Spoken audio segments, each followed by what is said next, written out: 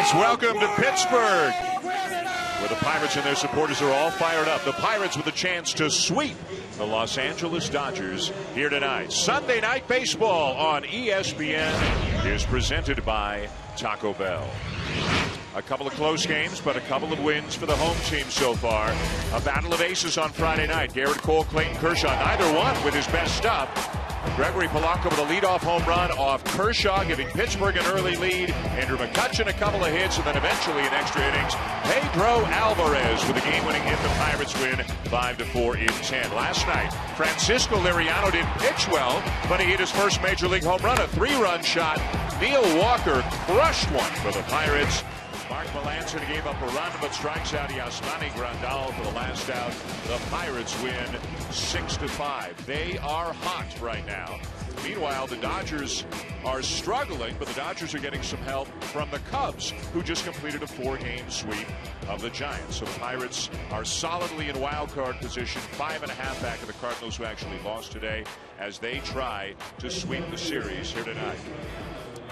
Welcome to Pittsburgh and welcome to beautiful PNC Park. Dan Schulman, John Kruk, Kurt Schilling, Buster Olney in a moment. The Pirates, as we mentioned, are playing well. Let's just kind of a state of the union for each of the two teams. Schill, you get the Pirates. When you look at this team right now, what do you see? I see a team that would probably be leading any division but the one they're in right now, with the Cardinals playing as well as they are. I feel like everything's going in the right direction for them. They're playing well. They're getting breaks because they're playing the game right. They're playing the game hard. When your best player is one of the best players on the planet, and Andrew McCutchen, and he also plays the game harder than everybody else, it usually sets a really good tone and a really good pace. So let's talk about tone and pace for the LA Dodgers. What do you see? I don't know what they are. It's August 9th, and we still don't know what this team is. Yes, they're 3.5 games up in their division still because of what you mentioned, the Cubs helping out, beating the Giants in 4 games. But we don't know what this team is. Are they the team that can go out and grind it out and beat good teams, 16-26 against teams 500 or better? So they haven't answered that question yet. What is the back of their rotation? We don't know yet. I think going forward, someone on this team has to step up and have one of those meetings with everyone, no coaches, no manager, no nothing, and really start getting on guys, because sometimes they don't play hard, they make a lot of mental mistakes, they're not fundamentally sound. Going forward, something has to change for this team or else they're in trouble. Well, Alex Wood is one of the guys the Dodgers picked up at the trade deadline to help the back end of the rotation. One decent start so far for LA. He'll make his second one tonight with more on Wood. Down to Buster Olney. Yeah, Dan, rival executives thought before the trade deadline that the Dodgers would wind up with one of the high-end starters that were available, whether it be a Johnny Cueto or a Cole Hamels or a David Price. But they made the deal for Alex Wood, who's younger and who has impressed the Dodgers with his feel for pitching and his intellect. Pitching coach Rick Honeycutt says he's the first pitcher who's shown up with his own scouting notebook. But here's the thing. Zach Greinke and Clayton Kershaw have combined for a 2.12 ERA. The rest of the Dodgers pitchers, 4.03. If the Dodgers are going to make inroads into September and October, that number probably has got to get better, and it starts tonight with Alex Wood. Dan, back to you. Buster, thank you. They got a long flight home. They start a series at home against Washington tomorrow night. The Pirates feeling good about themselves, trying to sweep the Dodgers, and led by their former MVP, 2013 National League MVP, Andrew McCutchen, about as hot as anybody right now, putting up big numbers again, and the leader of one of the best teams in baseball.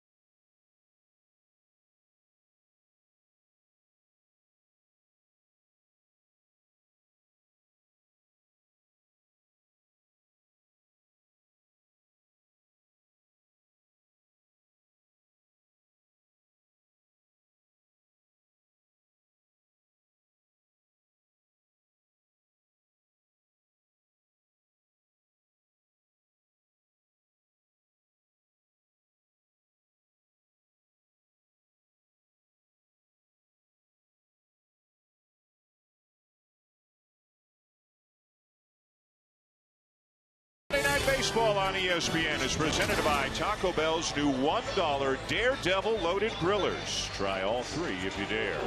And in part by Infinity, luxury cars that deliver inspired performance, and the all-new LG G4. See the greats, feel the great. As you can see, it's an uptight bunch of Pirates as they head into this big game tonight against the Dodgers. How much fun are these guys having right now? Their leader, their best player, their lead dancer, apparently, Andrew McCutchen, doing a little bit of everything for the Pirates. Like Shield does for us before the game. Yeah, very similar, only different. Yeah. Nice night for baseball. Dodgers and Pirates here at PNC Park. Don Mattingly.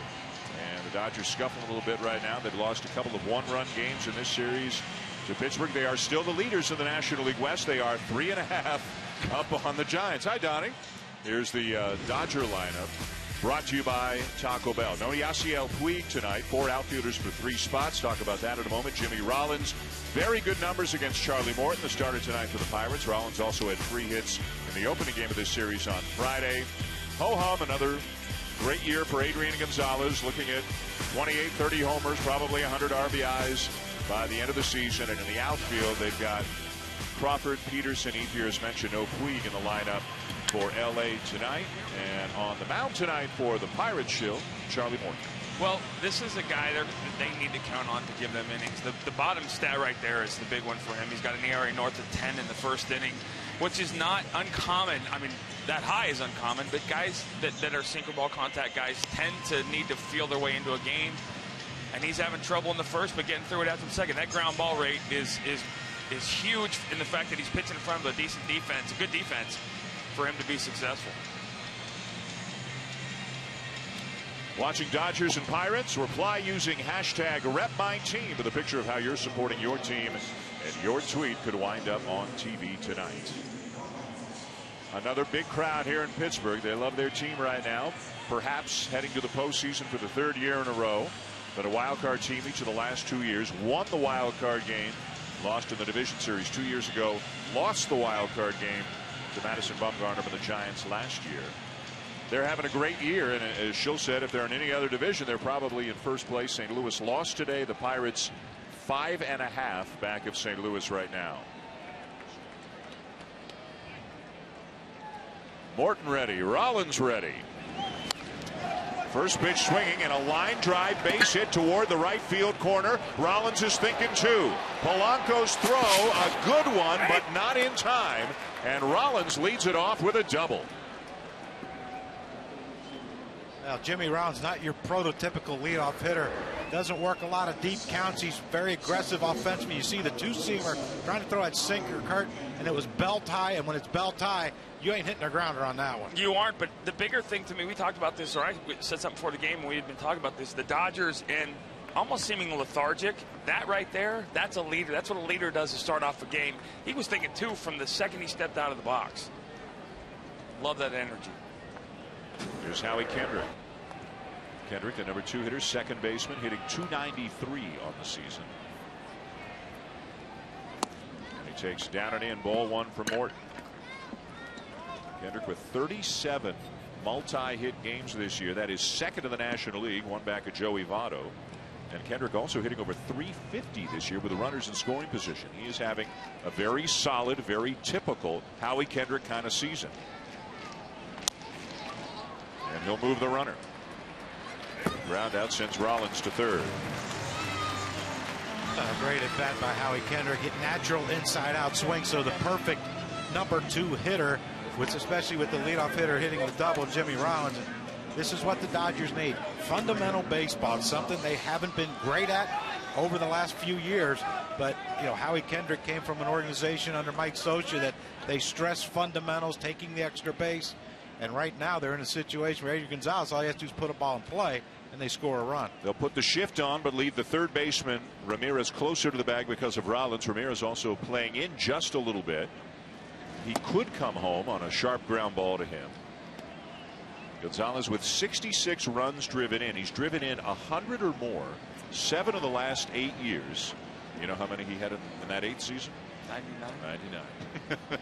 So he's driven in 99 or more 8 years in a row, and probably will wind up right around that 100 mark again this season. We get into that discussion all the time about swing and miss guys. This is why swing and miss guys tend to you favor them in October, because right now you need a strikeout if you're pitching, and then there's a guy without that strikeout swing and miss stuff. And there's a liner in the left, a base hit for Gonzalez, and the Dodgers have an early 1-0 lead.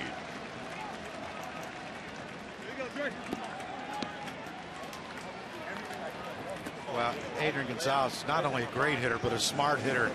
You know what Charlie Morton's featuring. He's that sinker ball pitcher. You see him try to turn that thing over. Wanted it inside to Cervelli, that front door two-seamer, but it drifted away. Adrian Gonzalez just stays on it, drives it to left field, knowing that if you hit it hard that way, it's going to get by everyone. Well, that's why the shift can be your best friend or your worst enemy. They played the shift. He was trying to pitch to the shift, didn't make the pitch. He's pitching for a pull ground ball there. Here's Andre Ethier, and he swings at the first pitch and lashes one into right field for a base hit. Gonzalez on his way to third, and the Dodgers have come out swinging early here against Charlie Morton. I love it. This is baseball. You know, why wait around? You know what the ERA is against Charlie Morton. You know he's a sinker baller. He hasn't yet established the sinker ball yet. Everything's been up in the zone. And just like Jimmy Rollins did, jumping on the first pitch on that sinker that's up in the strike zone. And you know, I can say from experience, when a sinker baller can't get the ball, that the knees are lower, he is in deep trouble. And right now, Charlie Morton hasn't really.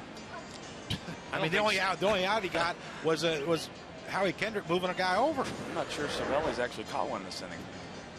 7 pitches. He's thrown 7 pitches, and he's given up 3 hits to 4 batters. And we mentioned right off the top, his ERA in the first inning this year is 10.66. So this has been a big problem for Morton this year. Here's Yasmani Grandal, the all-star catcher. Switch hitter batting .287 to 15 home runs.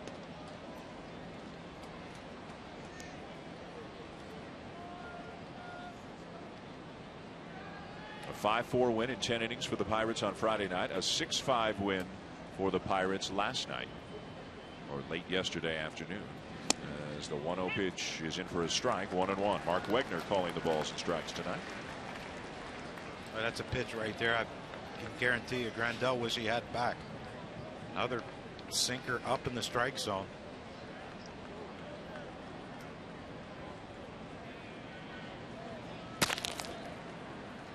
And guys, when we talked to Clint Hurdle before the game among reporters, he basically indicated that for him, the barometer for Morton is in the first and second inning. When he's at his best outings, he comes out, he's very efficient, and when he doesn't, big problems.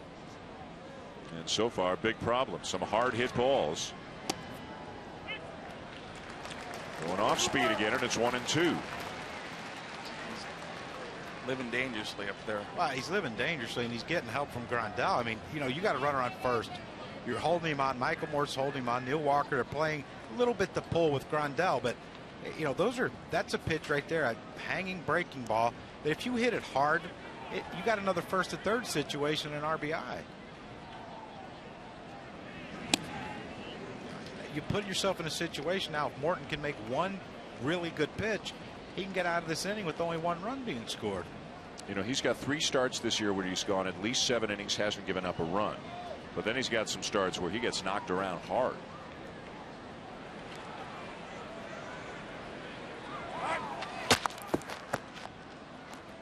Yeah, the surprising thing to me, one of the surprising things is for a ground ball pitcher, he is not quick to home plate. But the Dodgers don't run anymore. No. Last in the National League in stolen bases with 24. Ethier at first right now. He's got 1. Gonzalez at third. 1 out, 1 run in. Running now, throw down, and in there safely is Ethier.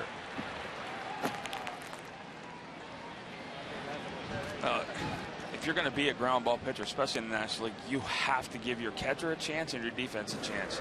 He's 1.58 to home plate, which is astronomically slow.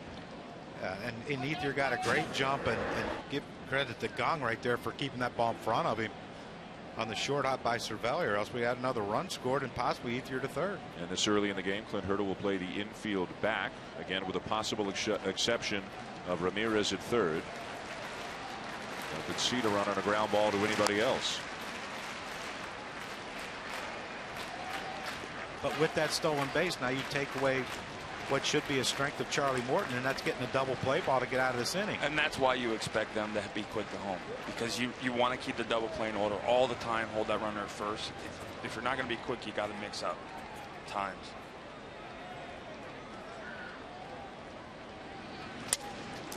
Weak ground ball to third. That will allow the run to come home. As Gonzalez scores, Ethier stays at second. RBI for Grandal. 2-0 Dodgers.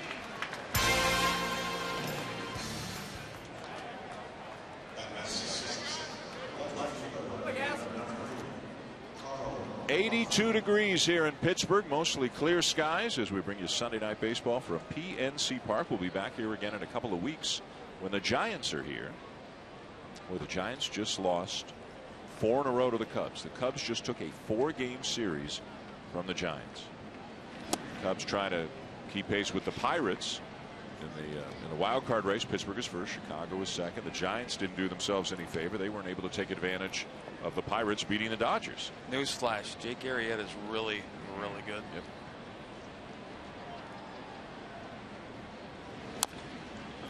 This is Carl Crawford, who has spent a lot of time on the DL this year, hitting just .221 on the season. Picked up his first stolen base of the season on Friday. He's playing left, batting sixth. The Yasiel Puig not in the starting lineup tonight. So far, you got to love, if you're Don Mattingly, what the Dodgers are doing offensively. Being aggressive, moving runners, stealing bases. Don't stand pat. Those first 4 hitters were just dream at bat for if you're Mattingly. Stretches out a double, gets the runner over, drives him in.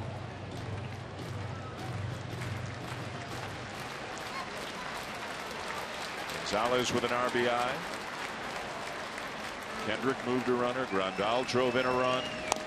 Curveball and a big swing and a foul off by Crawford right over the head of Callasco, the on-deck hitter. You notice who was, when the Dodgers needed it, who were the guys who did it? The veterans.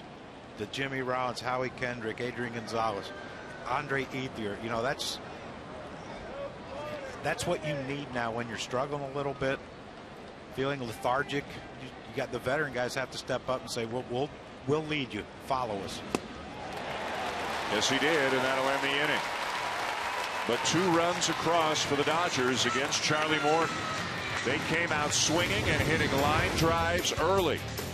Rollins got it started. Gonzalez drove in a run. 2-0 LA through half an inning.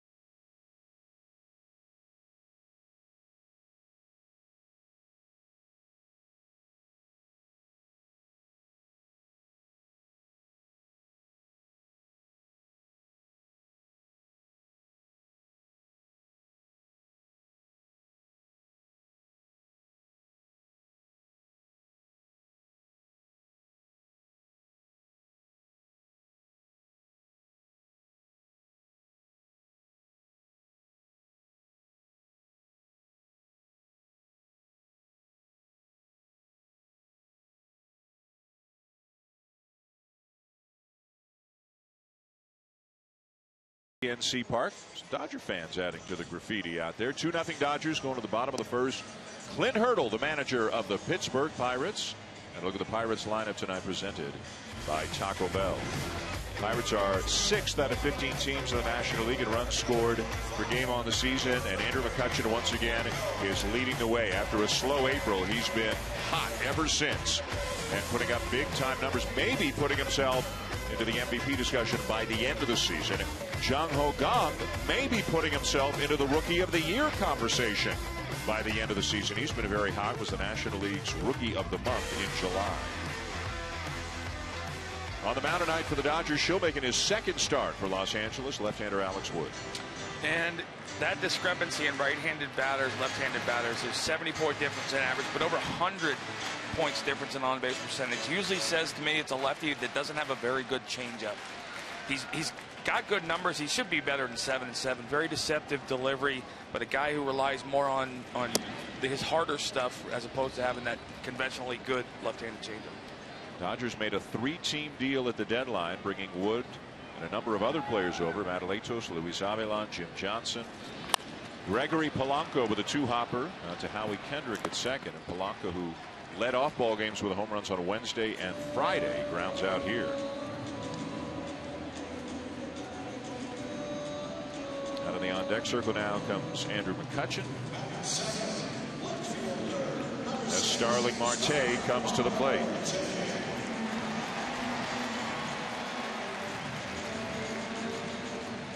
Marte having a good year. 284, 13 homers, 56 RBIs. You can see top 10 in the league in stolen bases, almost as many as the Dodgers have as a team this year. Pretty talented outfield with McCutchen, Marte, and Polanco, who's getting better in a hurry. What happened there? Grandel just they must have sailed big time on him. It was a strike. That is a unique delivery, to say the least. When you look at his left hand, his throwing hand, watch how far behind himself he brings it. Oh. Wood's frustrated with himself early here. Look at that. And that's the changeup you're Both talking of them, about, yeah. Kurt. It just early in the game, no feel for it. 4-pitch walk to Marte to bring up McCutchen.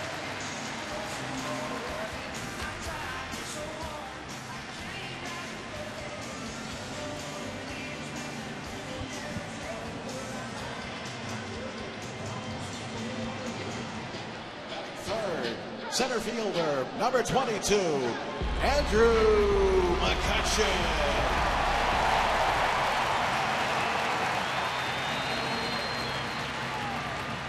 They love him here, and as we talked about on Friday night, they love him as much for the person he is as the ball player he is. All the things he's done in the community over the years here in Pittsburgh.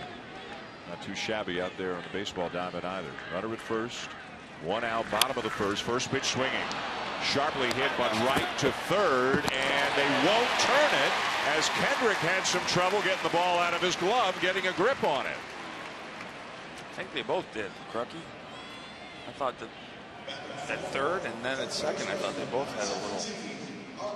McCutchen has speed. That ball was hit like a rocket and should have been a double play ball. I mean, look how hard this ball is hit. 2 hops to Callaspo. Callaspo did everything he could. He'd make a good throw to Howie, and Howie, like you said, he couldn't get out of his glove. See right there, yeah.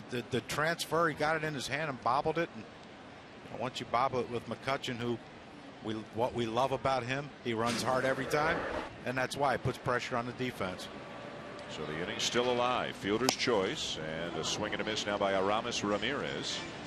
Recently acquired by the Pirates from Milwaukee. Of course, he broke in with the Pirates way back in 1998. 37 years of age. Announced he will retire by the end of the year. And they're with some injuries that they've got to the likes of Josh Harrison, Jordy Mercer. They needed some help in the infield. So they get Ramirez to play third, and he's hitting cleanup more often than not for them. Chops one left side. Rollins in time, and the inning is over. End of one in Pittsburgh, and the Dodgers with an early 2-0 lead.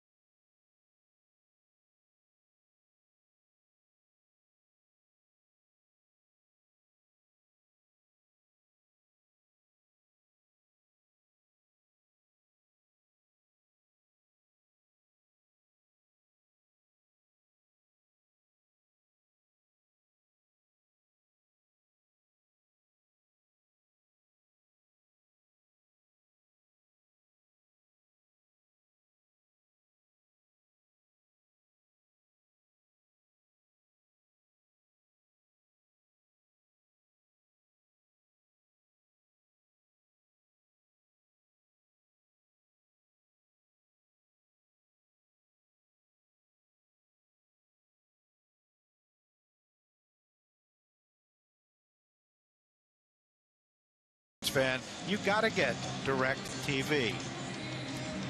Boom. Way to go. I messed that one up Friday. I had to get a redeemer. Well, we do that 3 times tonight, so you get the second one. All right. And then you pick the winner for the third one? Maybe I'll just do the third. Isn't that bad? He's picking a winner which one of us can read. Right, basically. Alberto Callaspo leads off the second. We don't have a real high bar in here. And you know what? We're all good with that. Yeah, we are. Very comfortable in my own skin that I can't read well. Sets us up for less disappointment. Kind of have to be. Callaspo, ground ball diving, stop out at second. Neil Walker on to first, 1 down. If you're Charlie Morton, you got to come out this inning and make sure everybody knows you've settled in and settled down. Part of that is your defense, Crocky. Good first step, huh? Yeah, again, though, he missed his spot. It drifted over the plate. Callaspo pulls it, but Neil Walker, watch your first step. Nice crossover right there. Watch his eyes all the way, keeping his eye on the ball all the way into the glove. Knows that Callaspo's not a burner. Gets up, takes his time, makes a nice throw. I love that. The now, clock, the clock. We're back where we were in first inning. You get the infield shifted. Here's Jock Peterson. You can't do that. That's the pitch. He's got to keep that ball inside. He got away with one right there. Of the first 7 batters, 3 of them swung at the first pitch. The other 4 took ball 1. So this is the first time that Charlie Morton's actually gotten out in front of a hitter. And he's 0-2 on a guy who is really scuffling right now. Jock Peterson is hitting a 180 since the 1st of July with just 1 home run. He should have killed that first pitch, but when you're struggling.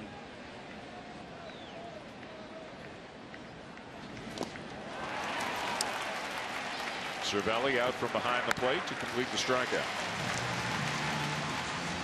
But right now, Charlie's not able to get that comeback fastball inside the lefties to stay there. Look at the glove. That ball's right down the middle, Crucky. Then he goes soft. 2 real good changeups. Goes below the last one. That's a curveball.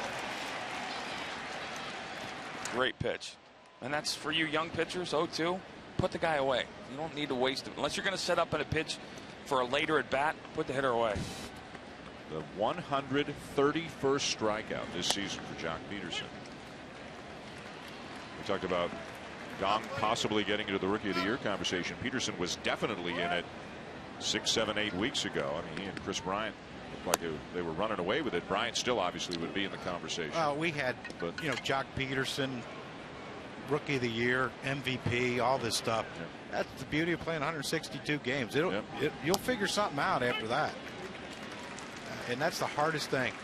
It's such a long season with travel and the media and being on TV every night, which the Dodgers are, and that's what makes it tough. Morton freezes wood with a curveball. He's set down 5 in a row to the bottom of the second. 2-0 Dodgers.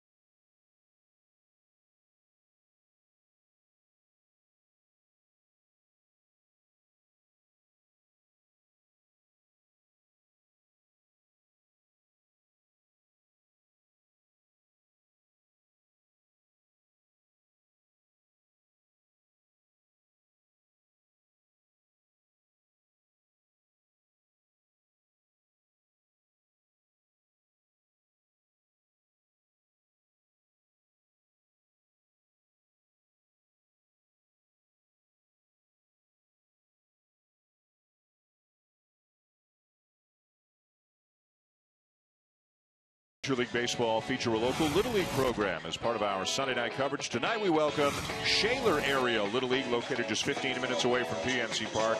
This is their first chartered season, over 500 kids in the league. And these young ball players having some fun. Spent some time with Neil Walker, who's a Pittsburgh guy himself, before the ball game tonight.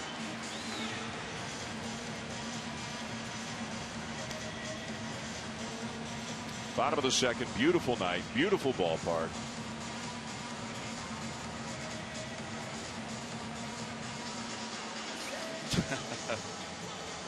Look at this guy is locked in, man. That's a future Little League star right there. Gotta love it, playing imaginary catch. Wait till he finds out he's on TV.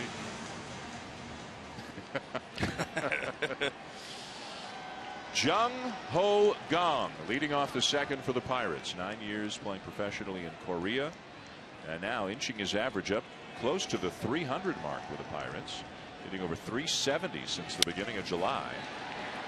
Backhanded by Rollins. Long throw and plenty of arm to get it there.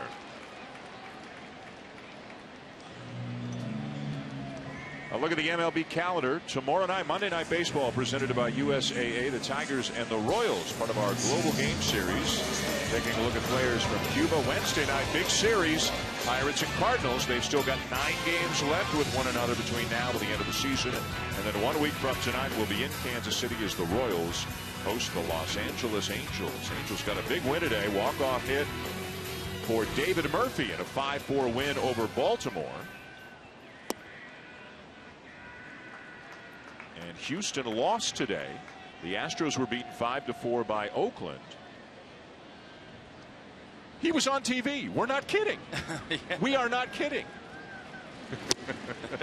So the Angels are within a half game of the Astros right now for top spot in the American League West. By the way, Wednesday night, that Cardinal Pirate game, the pitching matchup as of now, Michael Wacha and Garrett Cole. This is Michael Morse.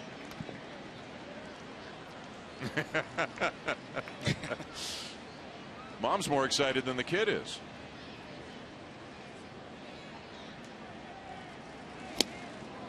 Big swing and a miss, 2-2 on Morse, who was with the Marlins. Went to the Dodgers in the big 3-team deal. Was immediately designated for assignment by the Dodgers, and then was picked up by the Pirates in a deal between the two teams.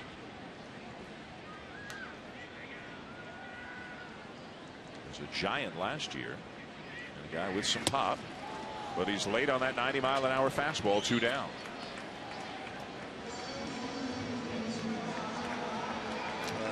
As you move up and down the velocity scale, command becomes crucial. This is just about a perfect pitch. Trying to go in, you want to go in, letters up, tie him up. You're almost trying to set up another pitch. You get a good swing because you put the ball exactly where you want it.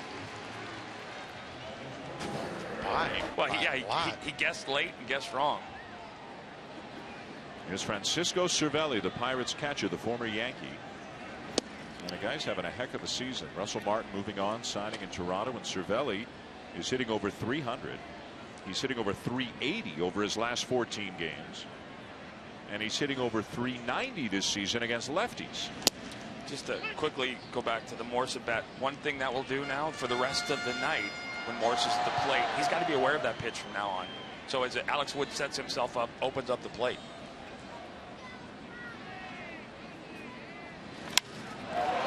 Lined hard up the alley in left center field, all the way to the 410 marker. Cervelli can run for a catcher. He's thinking 3, and he's going to be in there without a throw.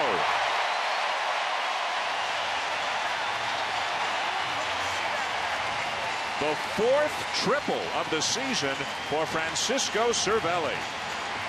The deepest part of the ballpark is that little nook out there in left center, 410 feet. This is Francisco Cervelli at his best.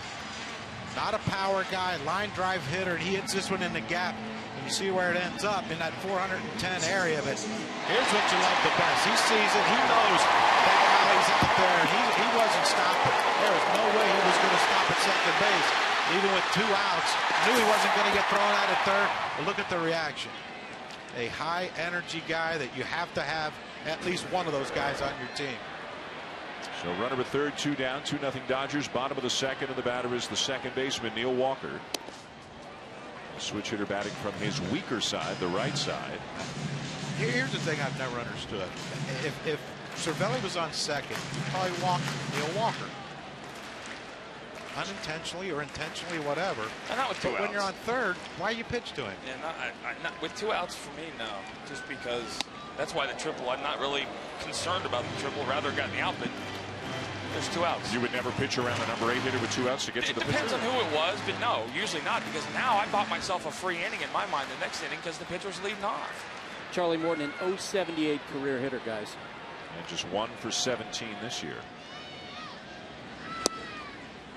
Over the outside edge with a 2-0 changeup, and it's 2-1. You know what I thought was pretty cool, though, Crookie, from a base running perspective? Talk about, he's rounded second. He's never looking at the third base coach. The ball's in front of him. He's calling that whole play on his own. You know, great base runners don't need coaches. Just when the ball's behind you, but everything in front of you, you're on your own.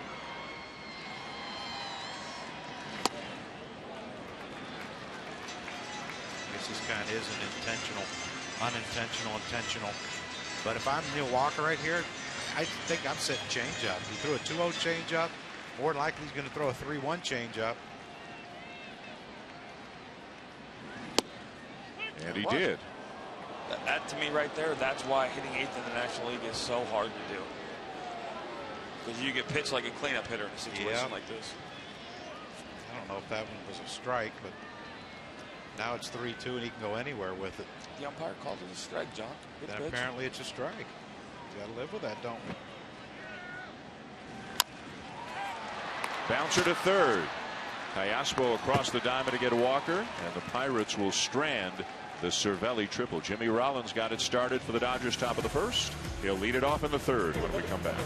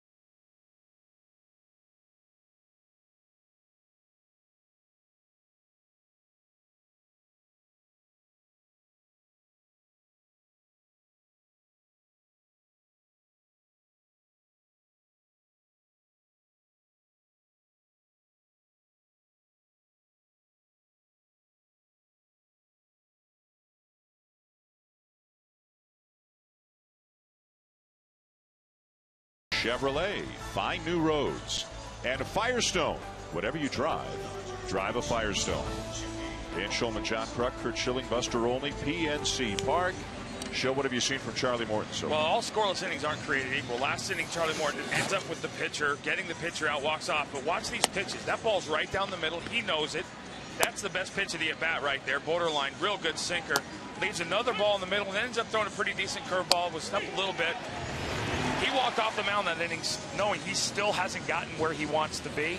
Now he's going around the lineup again. That fastball needs to move to the corners or he's going to have some issues. Well, now he's facing a guy who, with a base hit, a double in fact, in the first inning.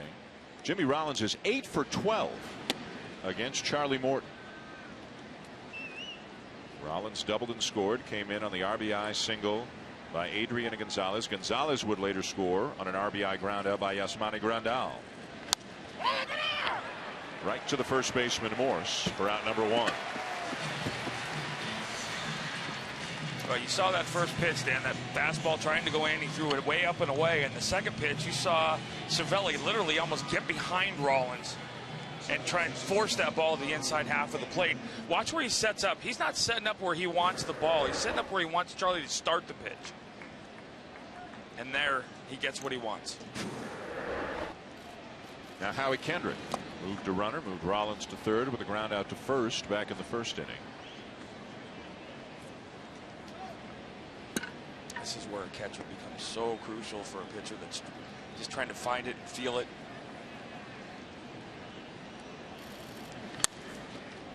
Ground ball up the middle and through. A base hit for Kendrick.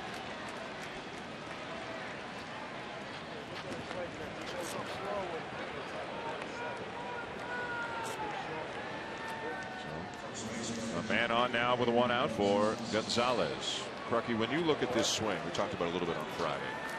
What makes his swing the one that everybody says, wow, look at that swing? It's just so it's effortless with power, but it's seemingly always on balance. You know, everything you would love to see kids do is what Adrian does. There's no overswing. It's very relaxed. I mean, he looks like he's taking batting practice against guys throwing 95 miles an hour. I always watch guys like his head doesn't move. No. And the balance is just and you have incredible. to be balanced for your head not to tilt or sway. Manny Ramirez was one of the best I ever saw doing that. And the fact he can hit the ball to all fields and with power, but you know, with 2 strikes, he'll give in. He'll give in and try to take something the other way just to get a hit. Look at it, how evenly distributed everything is. And as a pitcher, that's the kind of spray chart you hate to see. Yeah, because you look at the ones that are over the fence. Yeah. There's a lot to left, there's a lot to center, and there's a lot to right. Good luck if you don't make a great pitch. Couple of throws to first. Kendrick 5 of 7. He is running on the first pitch. Gonzalez takes a strike, and there's no throw. So wow. Kendrick 6 of 8, and now opponents are 7 for 7 stealing against Morton this season. There's nothing you can do about it. I mean, I've always tried to argue on behalf of the catcher. Runners steal on pitchers. They don't steal on catchers. He's 1-7 to the plate here. That's almost embarrassing to slow because you don't give anybody a chance to do anything. What do you need to be? You have to be quicker. 1-1, 1-2, 1-2-5, 1-3 tops. And another ground ball base hit into center field. Kendrick will come in to score. Another RBI for Gonzalez and a 3-0 lead for the Dodgers. Perfect example right there too. If he's on first base, where's the infield defense set up, and where's that? That's a double play. But that's what they do. That's what you do against guys like that. You know, look at the pitch. Look at the balance. That's a ground ball. It's a ground ball up the middle. That should be a double play ball. If they could hold a runner, but you know, when you can't hold runners, this is what's going to happen. You know, you're a sinker ball pitcher who's not giving yourself a chance to get a double play because you're letting guys steal bases because you're not quick to hold. And I've heard that, you know, you don't give up stuff to hold a runner you shouldn't out of have the to. stretch, but you can make, guys have proven you can make this, your stuff doesn't have to change. Ethier slams one into right field for a base hit. So 2 runs on 3 hits in the first inning off Morton and a run on 3 hits so far here in the 3rd inning. And a lot of them jumping on Morton early in the count. And you have to remember, too, in yesterday's game, starting pitchers didn't go deep in the game. Liriano didn't go deep. Bullpen, only 3 innings. The bullpen had to be used for 6. And the night before, of course, the Friday game we did was extra innings. Yeah, so Cole went 6, so the bullpen was needed for 4. Yeah, and, you know, that might be one of those games that Charlie Morton can't figure it out. He just might have to live with it. Yeah, before the game, Clint Hurdle said that he's got 2 relievers down for this game, essentially. Closer Mark Melanson, setup man Joakim Soria, because of their workload recently. Wow, if he don't get the sinker down, Buster, they ain't going to need either one of those guys. Well, they've got Jay Happ, who's a starter for them, listed as a reliever for this game. And here's another base hit. This one by Grandal. And look out, the Dodgers have run themselves into an out here as Ethier rounded second to go to third, expecting Gonzalez to score. And oh, could that change the eventual outcome of this inning?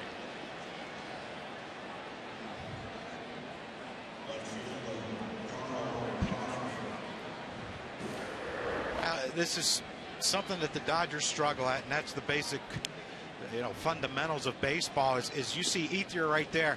We mentioned you don't need a coach when you're running on your own, but in that situation, you have to pick up third base coach Lorenzo Bundy if you're Ethier. Look at Ethier's head. He never picks up Lorenzo Bundy. He's just assuming he's going to send Gonzalez. He's going to get the third, and everything's going to be hunky-dory. Problem was, Lorenzo held up Gonzalez early enough, but Ethier never took a peek at him, and now, consequently, Charlie Morton can get out of this inning with only giving up the one run.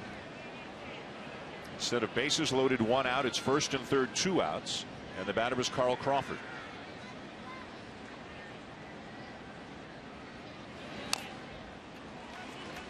I mean, that's just basic. When you have a runner in front of you, have to look at the third base coach to see if they're sending the guy in front of you. And then if you are, you take a shot. Well, that's what we talked about earlier. The play's not in front of you. He can't see the play. So that's when you do use the coach or the runner ahead of you.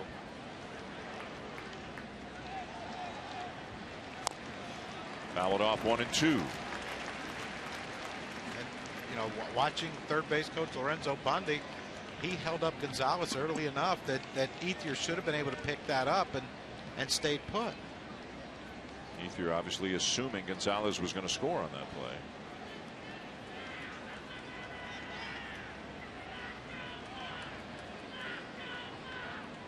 Three runs on 7 hits already for the Dodgers. And the inning is over. Morton gave up 1. Could have been worse. 3-0 going to the bottom of the third.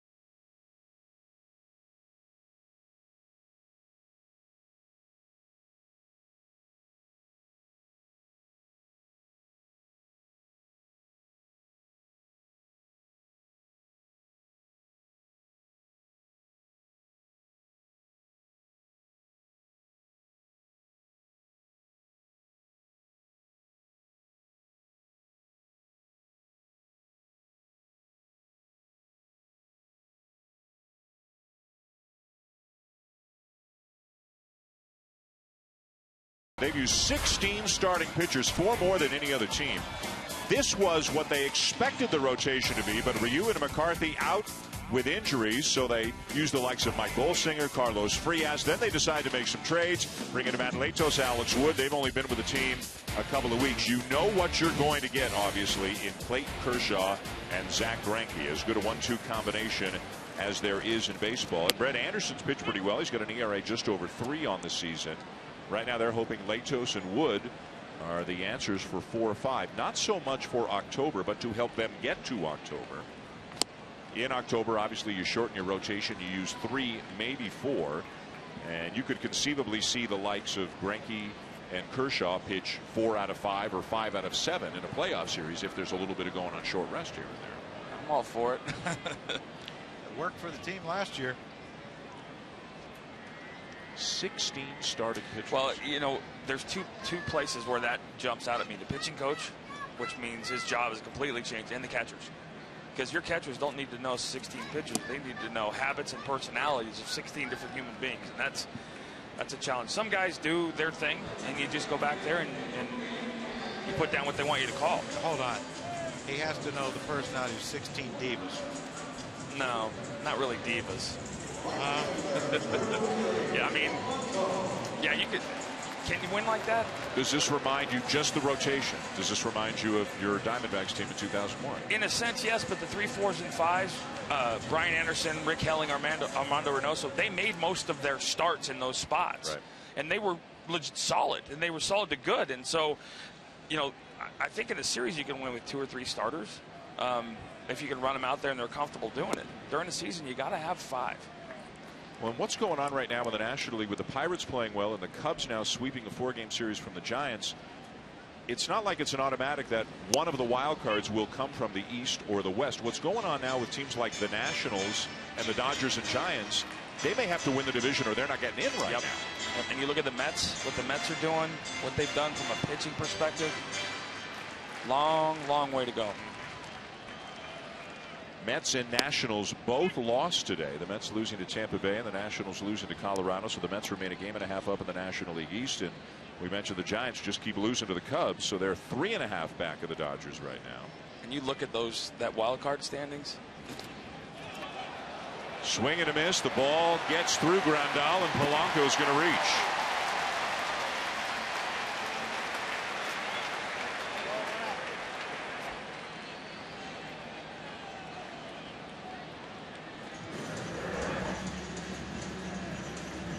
Wood throwing a changeup to a lefty, which I think is a great pitch when you see where it goes. Buries it down in the ground. Give Polanco credit. A lot of times when you strike out, the last thing you want to do is run to first, but he was out of the box immediately. Grandal had no chance. And now you might, the way Marte's swinging, the way McCutchen swinging, Alex Wood might be in a little bit of trouble here. Strikeout and a wild pitch. The batter Marte.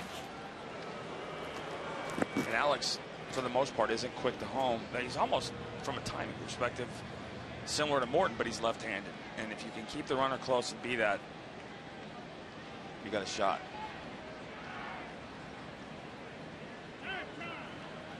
Oh.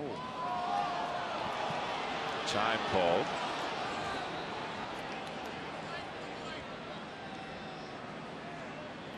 Always found it fascinating. Really good base runners. If you're a young base runner with speed, the good ones study the pitchers as hard as anything.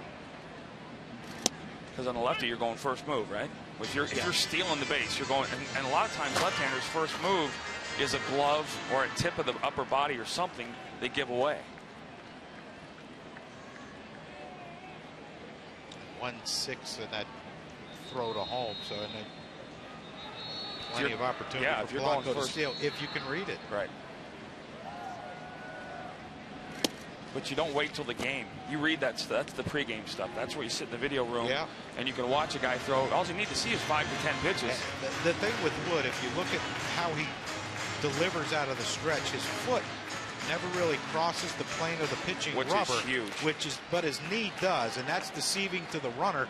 Because when you see that, you have to hold. And when you hold for that split second, you can't steal no matter how slow he is. Well, as a lefty, if I can get you to hold for a second, that 1-5 is actually about a 1-2. Yeah. And there he quick pitched him. So this is a little cat and mouse game with Gregory Polanco at first base. Polanco looks like, well, now what? He had a step off move, a quick pitch, a hold the ball.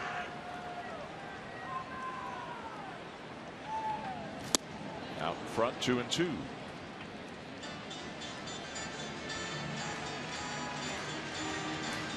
Yeah, for fans that might not know, as long as the foot doesn't cross the rubber, you can go to home. You can go to home or first. As soon as that foot comes across the pitching rubber, on it or behind it, you have to make a pitch.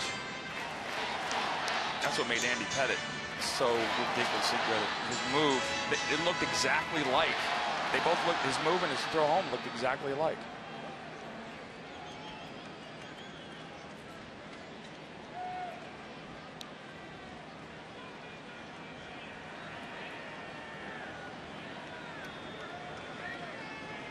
Polanco with a 19 on the season, been caught 7 times. 3-0 Dodgers. Pirates batting in the bottom of the 3rd. One hopper to second. Hendricks spins and fires to Rollins and back to first. Not in time.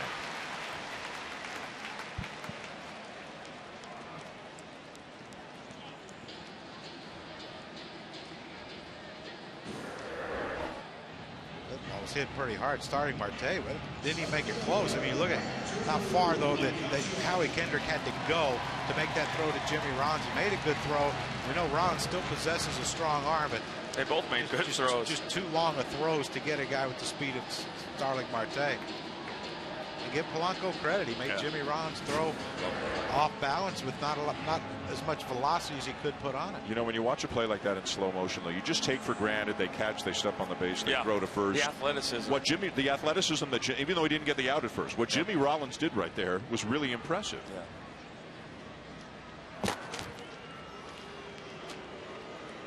You see it every game, and you sometimes take it for granted. And that play right there, he's going away from the base. He fires a perfect strike to a moving defender. Catch. Across the base. Runner coming in. Look at the right leg and the jump. That's good stuff. And I'll tell you. Well, they don't put stiffs out at shortstop. You know, you look at most shortstop in baseball right now, they're pretty good athletes. Yeah. And they have to be, as do second basemen. Well, you assume athletically they're going to be Jimmy Rollins. But you look at the kid in Houston. He's a linebacker. Correa. Every bit as athletic as anybody. He's something else, isn't he? He's 20. Yeah, he's getting up there.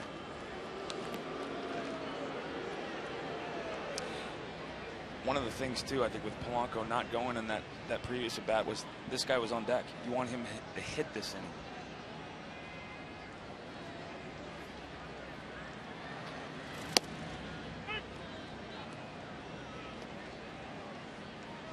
McCutchen to bounce into a fielder's choice his first time up.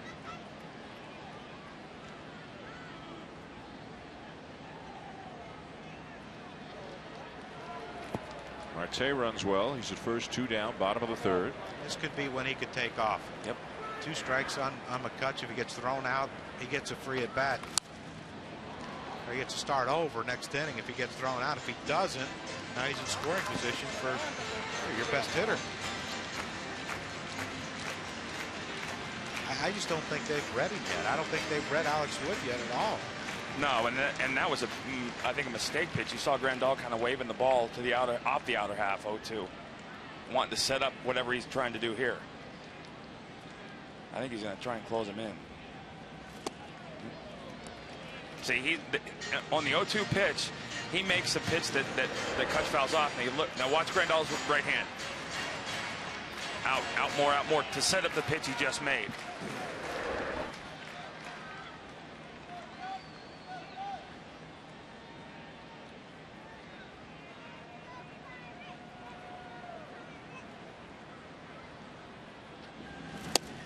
Oh, inning over. McCutchen didn't like it. Wood picks up a big strikeout, his 4th of the night. And the Pirates leave a man on.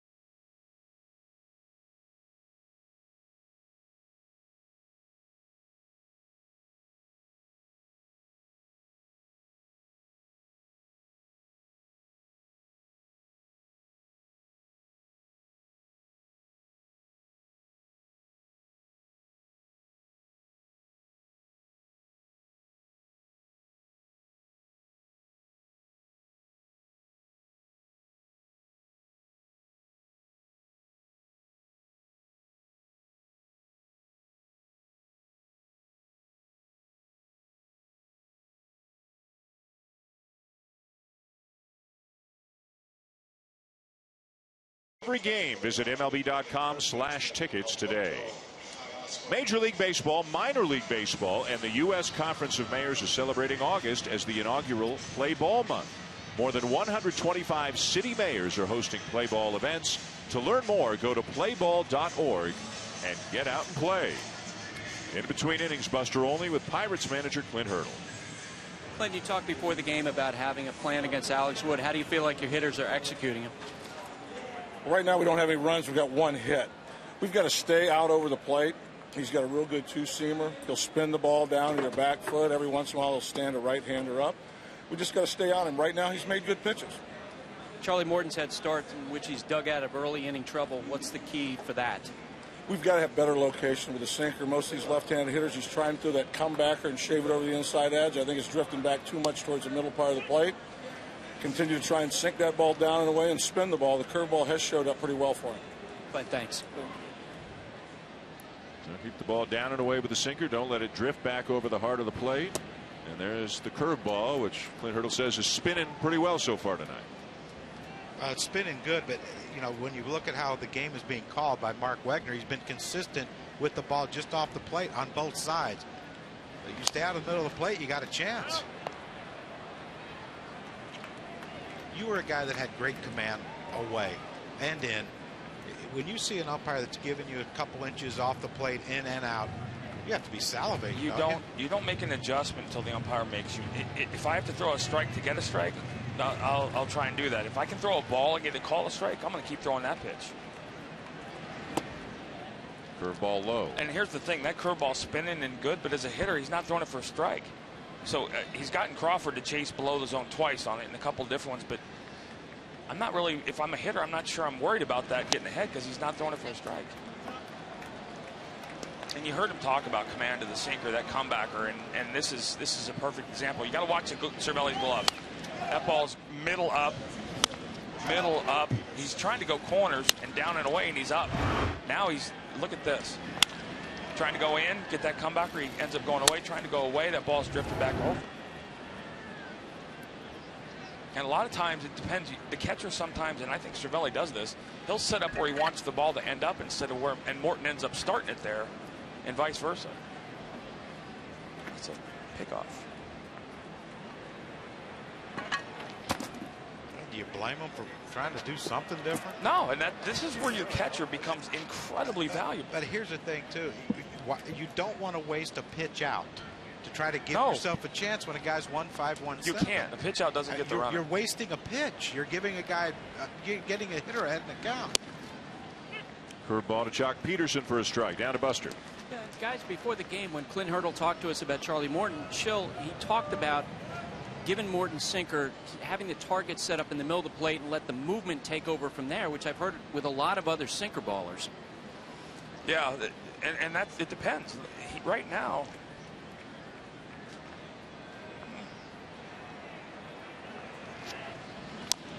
the curveball, chopper back to the mound.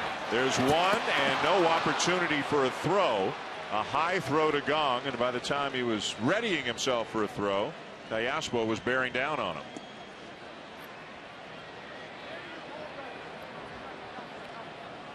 I'll tell you what, Craig, you might not see it the last two nights, but the Dodgers are getting after it tonight. Yeah, they are.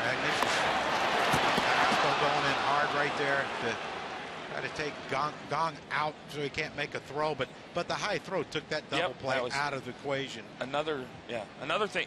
As a sinker baller, you have to be able. That's a double play. That's the pitch you made to get the result you made. Now you got a guy who can run, and of course, Alex Wood's going to be bunting, but runner is going. And he bunts through it, and Peterson takes second. I know from a first-hand experience how frustrating that is for catchers. That was 1-5 to home plate. Nobody can throw you a guy, anybody with any kind of speed, you can't throw him out.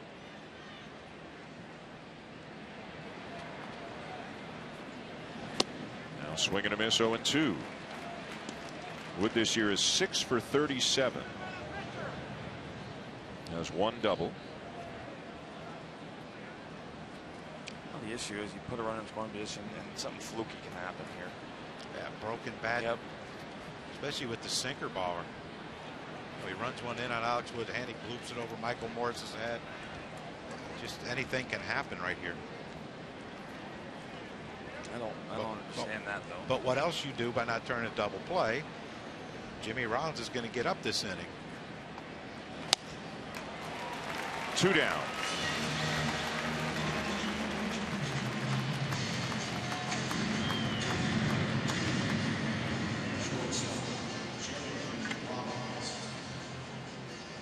Rollins tonight has doubled and scored and also grounded out. And he's 8 for 13 off Alex Wood. This is a tough matchup against Charlie Morton. Been a tough year for Rollins, but he has been bringing the average up recently after the series in Philadelphia and then here in Pittsburgh.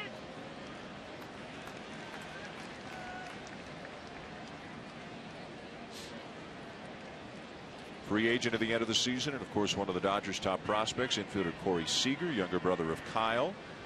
I think who just about everybody expects to be the Dodgers shortstop next year, a guy who reportedly they would not even discuss in trade deals or trade talks heading into the deadline July 31st. The Dodgers, like a team like the Yankees, just not willing to part with their real top 2 or 3 prospects.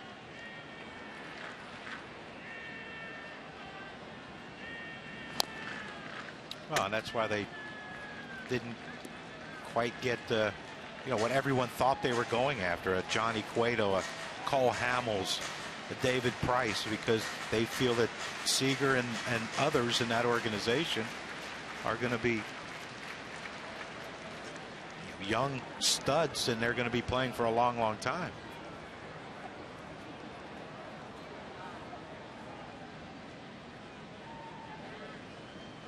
One, 2. Curveball misses outside. All the scouts that I've heard talk about it say that right now, Kyle Seager should be playing shortstop in the big leagues for the Dodgers right now. Yeah, Corey Seager. 2-2. And a fly ball, well hit right field. Polanco back and has room.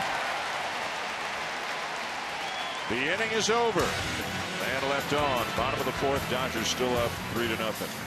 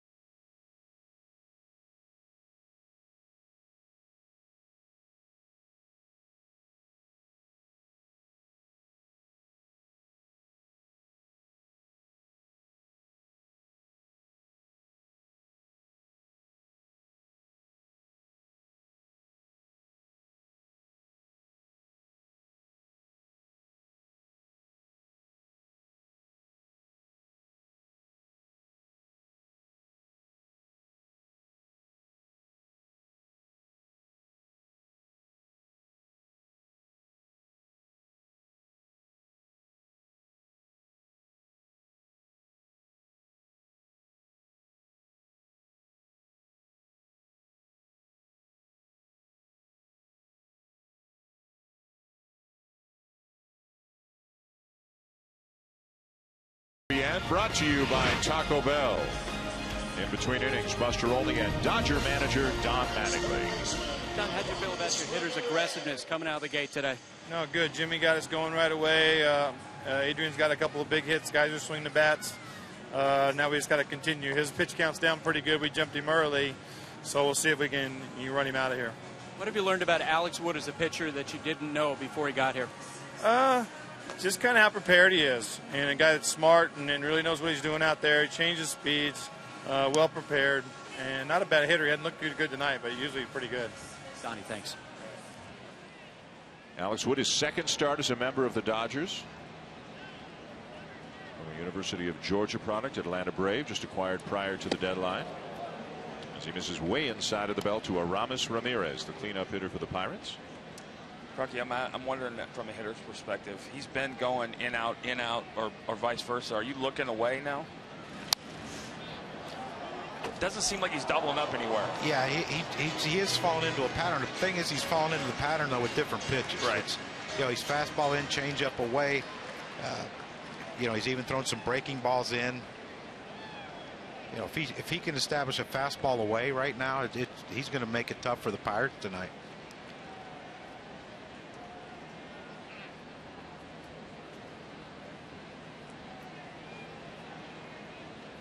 .90 degrees and muggy. I don't know why he's blowing on his hand, but what the heck. Jam shot down the left field line, foul.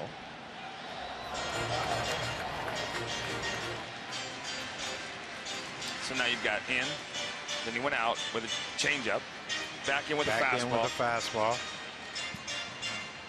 I mean, a double up right here would probably be a good thing. Yeah, this is where I think you free somebody going in hard. But slide around his feet.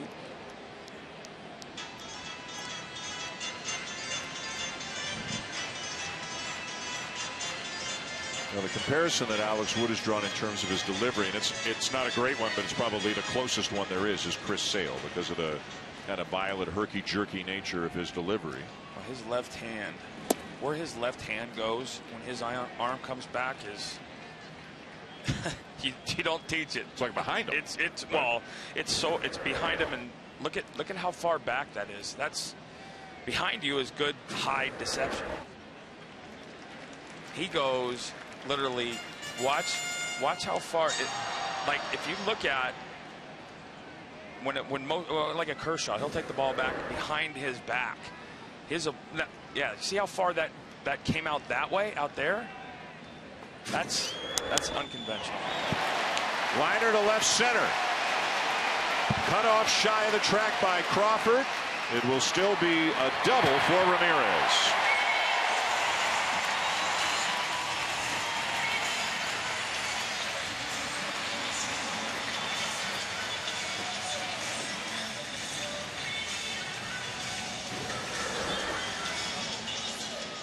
Well, Kurt, you mentioned it. He's going in, out, in, out, in, out. But he always went hard in. When he tried to double up, he threw a slider or a breaking ball in. Really doesn't do much as far as a hitter goes to have to really think about that pitch. He goes back away. A veteran like Aramis Ramirez who's been around for a long, long time. You get into a pattern like that, you're asking for trouble. Now Gong. We talked about at the beginning of the game. His differential right-left splits tell you his changeup is not one of his better pitches. And he had him fooled out in front, but it wasn't enough differential for him to swing and miss. Harder or easier to pick a ball up off a guy like this, Crucky, with his hand the way it does? Well, you're hoping not to be looking at that. If you are, strike one.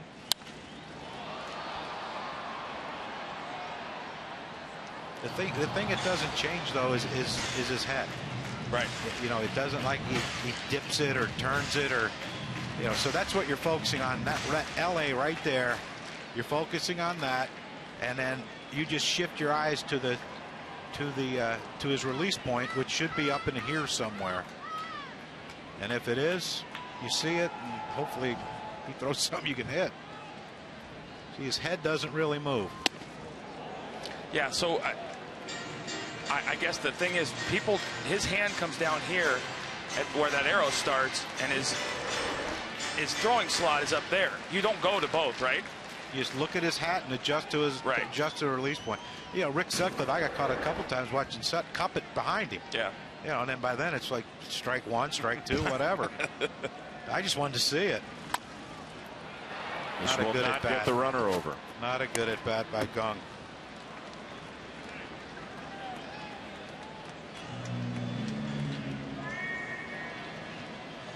Yeah, you're going to make it out. You try to make a quality out, hit the ball the right side, try to get Aramis Ramirez over. You make this a 3-1 game. Now Alex Wood has something to think about.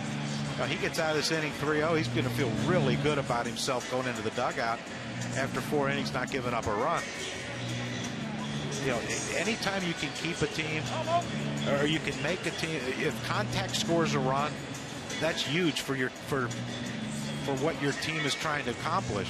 But right now, it's going to take a hit to score Aramis Ramirez, and he doesn't run well anymore. It might have to take 2 hits. So 1 down. Here's Michael Morse. The Pirates down 3-0 in the bottom of the 4th. Pittsburgh looking for a win and a sweep tonight, but trailing. Morse struck out his first time up. Let's go down to Buster. You guys heard Don Mattingly reference Alex Wood's preparation. Well, Rick Honeycutt, the Dodgers pitching coach, said he's never had a pitcher that young, and Alex Wood is 24 years old, show up to the Dodgers with his own scouting notebook. In fact, he said that Wood was comparing his notes against the Dodgers scouting reports and trying to figure out what would work best for him. Schill sounds like a guy right after your own heart. Love that. Part of that coming out of the Atlanta organization? I would bet. There's a lot of. It's very hard to make young pitchers understand how simple some things are. When you say, in the 90s, tell the Braves fastball down and away, and that's what it was. Fastball down and away. I don't care how hard you throw, you have to have that one pitch, and everything works off that. And with a guy with his stuff, he's going to have to work a little harder than most.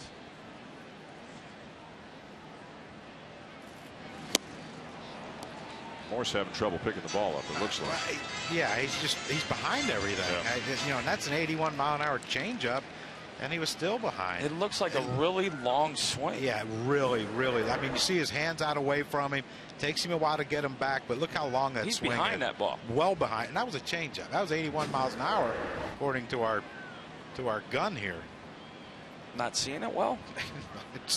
I'd say 81 and you're behind. Right. You're not seeing it at all. Right. I mean, you're not seeing it, but you're getting fooled, and then you're swinging anyway. Yeah. Well, trust me, we've all done it. I did it for a career. 1-2. And a little up and away. I just see a guy swinging like this, and I throw a fastball. Power guy fastballs in. There's nothing he can do about it. He can't defend it. He can't. You remember last year in the World Series, he got a big hit, get jammed, and hit a little blooper over the first baseman's head, and drove in a run for the Giants. And with his hands that far away from his body, it takes him too long to get him back and get him through the zone. And if you're not really quick, you got no chance. Threw him a changeup away, and Morse hits it off the end of the bat into right field. And Schill, I'm guessing you got a problem with the pitch selection. Well, you know what? When a guy's struggling to see the ball that well, don't give him a chance to catch up. And I think that's exactly what they just did. I'm not sure who, I don't want to say fault that is, but after those swings, there was no reason to throw that pitch. Yeah, that's. You just gave Michael Morse a chance right there to put the ball in play and get a hit. So first and third with one out for the Pirates. Sorry, Dan. Now it magnifies the at bat by Gung, who didn't get the runner over. That's a base hit. You score a run, but with having to freeze on the line drive like Aramis Ramirez had to do, now it's first and third. The good thing is you got one of the hottest hitters for the Pirates coming up in Francisco Cervelli.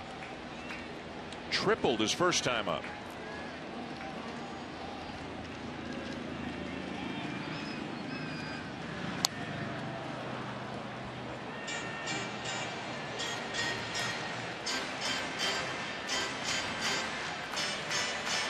Pirates have a big week ahead of them.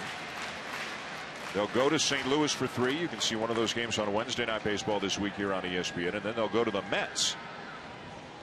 So playing a couple of first place teams, both with great pitching. They'll play again 0-2. Again, they got help on the way. Josh Harrison, who's been on the disabled list, left here today. He's going to start his injury rehabilitation assignment in the minor leagues on Tuesday. And Jordy Mercy worked out here, who was a shortstop before he got hurt. He looked good. Looks like he could start on Tuesday as well. Both those guys could be back soon. Gives them options both in the batting order and defensively. Some versatility in this Pirates team. 0-2 to Cervelli. And he lays off the high fastball. And then there becomes you know, Clint Hurdle, what do I do? Jung Ho Kang's been swinging the bat well. Does Harrison go to third? When Jordy Mercer comes back, he's going to go to short. You know, where do you play Kang? Neil Walker's hitting the ball. Yep. There's some. You know. Well, they could always sit. They could move Harrison to right against a lefty, sit Polanco against a tough lefty, although he's been swinging the bat well. Fly ball to center, plenty deep. Ramirez will tag and score on the sac fly by Cervelli, and the Pirates are on the board.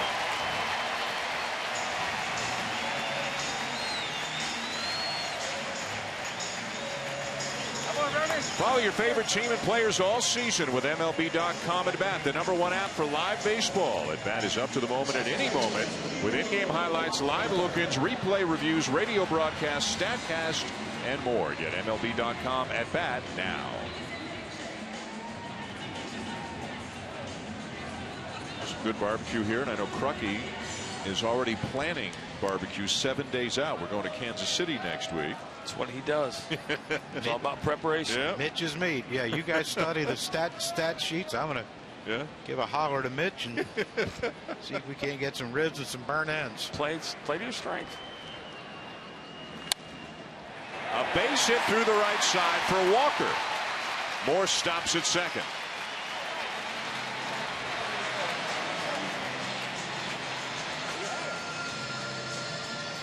Well, if you're a Steelers fan and you were watching the first half of their game and just tuning in here now, if you're a Steeler fan like Kurt Schilling is, as I was supposed to say, welcome to PNC Park here in Pittsburgh. Of course, there's the home stadium for, as Schill says, the greatest franchise in sports history. Greatest franchise in sports history.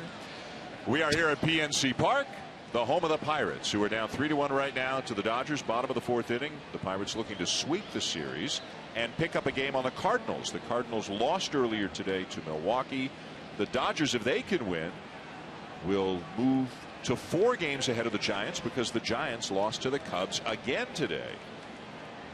There's Charlie Morton, who has given up 3 runs on 7 hits through the first 4 innings.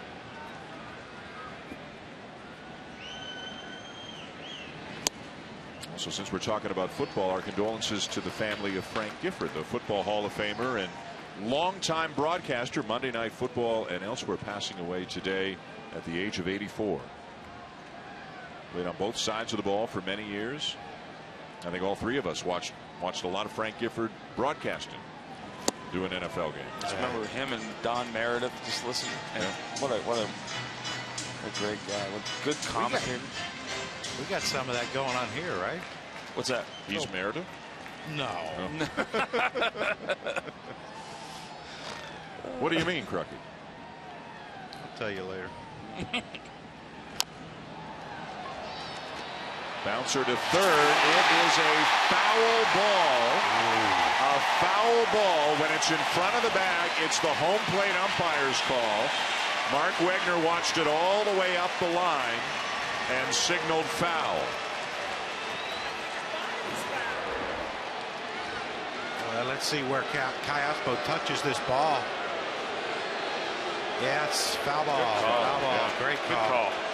Oh, don't challenge This him. is not a reviewable play. Oh, okay. I don't believe this is a reviewable play. Fair or foul can only be reviewed outside the infield, beyond where the first and third base umpires are standing. This is not reviewable.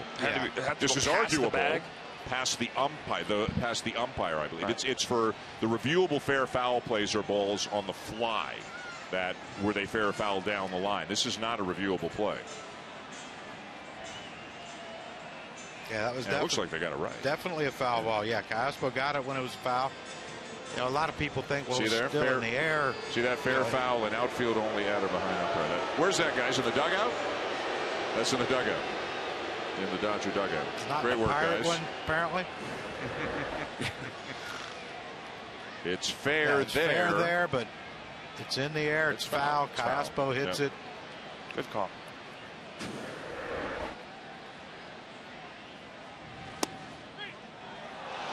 And the inning is over. Crowd's unhappy, but the right call was made. End of 4. Pirates get 1. Trail the Dodgers 3-1.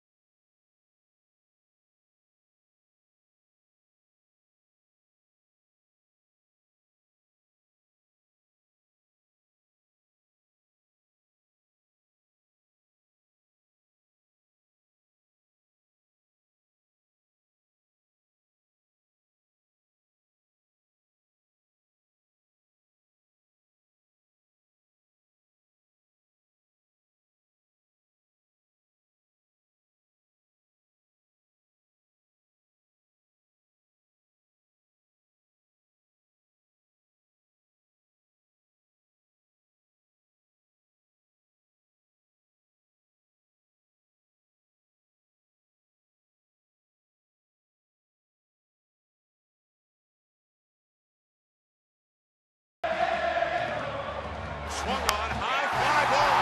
Ludwig back, another home run.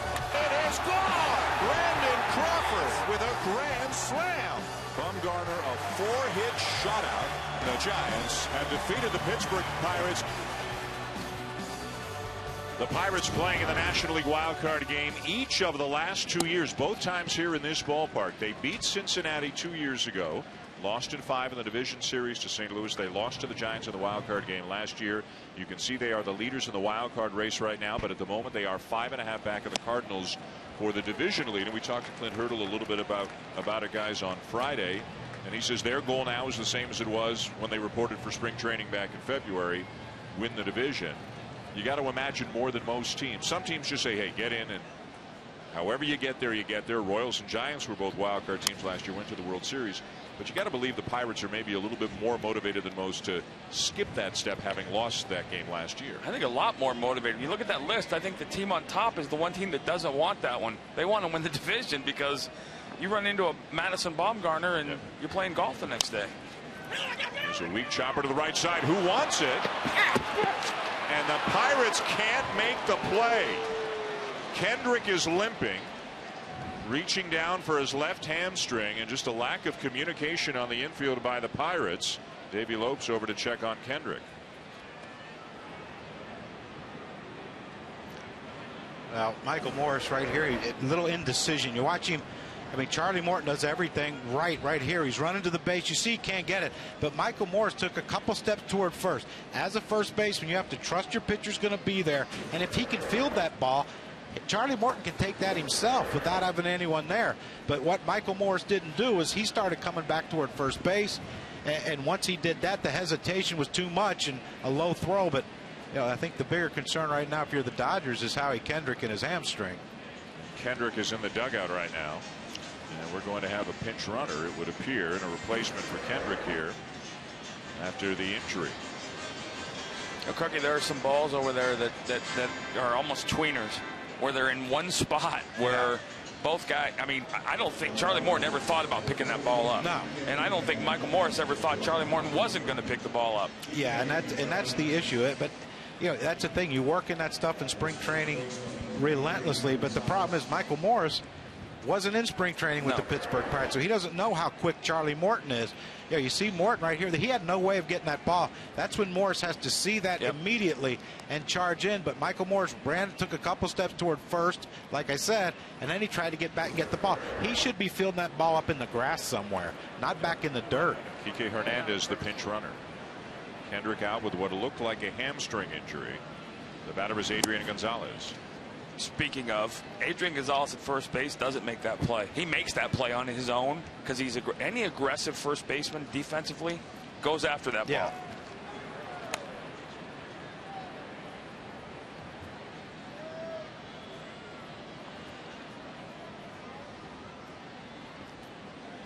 Gonzalez 2 for 2, 2 singles, 2 RBIs. Foul territory, and Ramirez can't get there. That ball just bounced just over the railing, but he couldn't get there in time to make a play on it. I don't think he expected that one to stay close. He is playing in the shift, so he's way over. Oh, yeah. Yep. I don't think he could have got there. No. Challenge now, though, for Charlie Morton. You just got to run. You made it 3-1. Kind of feeling like maybe you guys get back in the game. You got to put a 0 up right here. And you got to hope that Kike Hernandez doesn't steal second, put himself in scoring position, take away the double play again.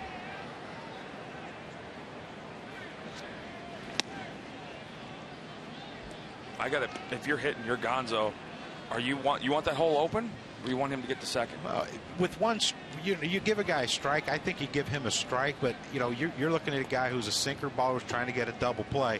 He's not going to come inside and try to get the ground ball. He's going to try to go away. So to hit that hole is going to be tough. You hit and run right here? No, not with Adrian. No. I mean, why would you hit and run and take a bat out of someone's hand? You just steal second. I'm just thinking he's not a swing and miss guy. You got a contact pitcher up there, so you're not afraid of the swing and miss. Yeah, but if he makes a mistake and all you're trying to do is put contact on it instead of trying to hit it out of the park, you're right. missing something.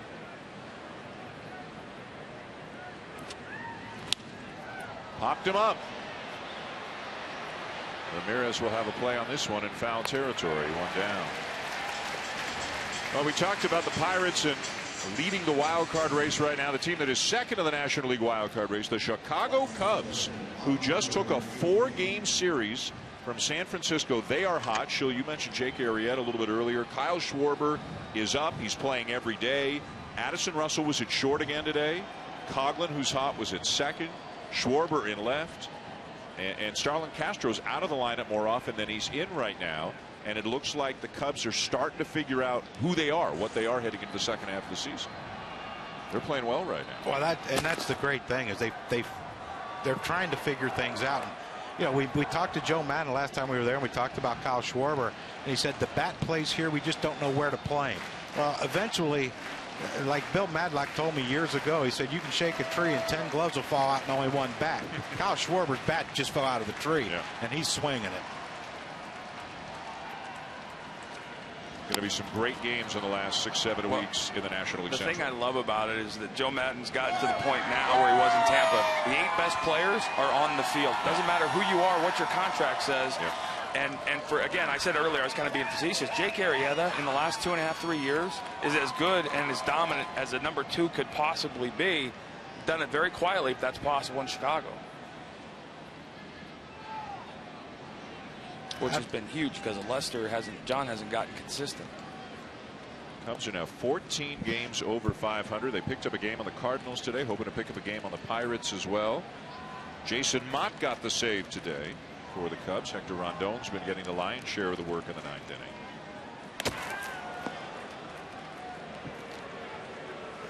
Andre Ethiers' first 2 at-bats, 2 pitches, 2 singles.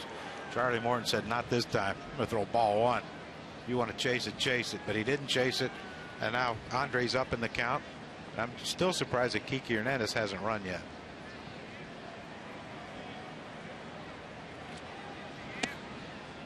Two 2-0. That's where I wonder, a guy like Ethier, why he doesn't push a ball down the third baseline. Unless he's feeling that good, seeing the ball that well. He's hit 2 bullets to right field. Yep.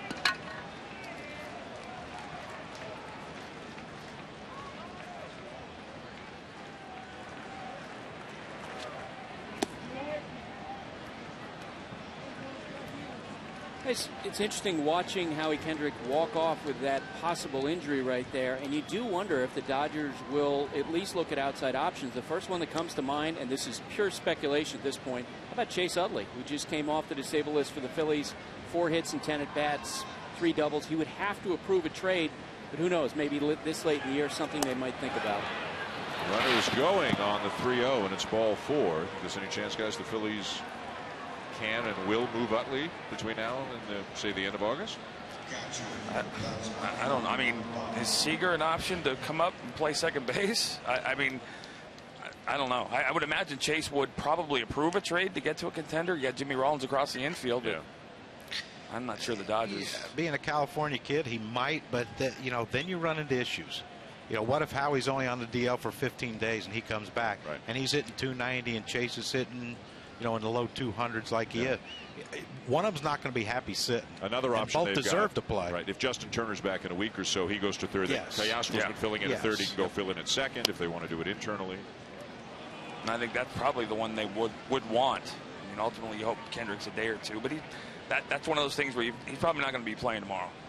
No. Especially with the plane flight home tonight, playing tomorrow evening in Los Angeles. 2 on with 1 out. The Dodgers leading 3-1. The batter is Grandal, an RBI ground out and a base hit.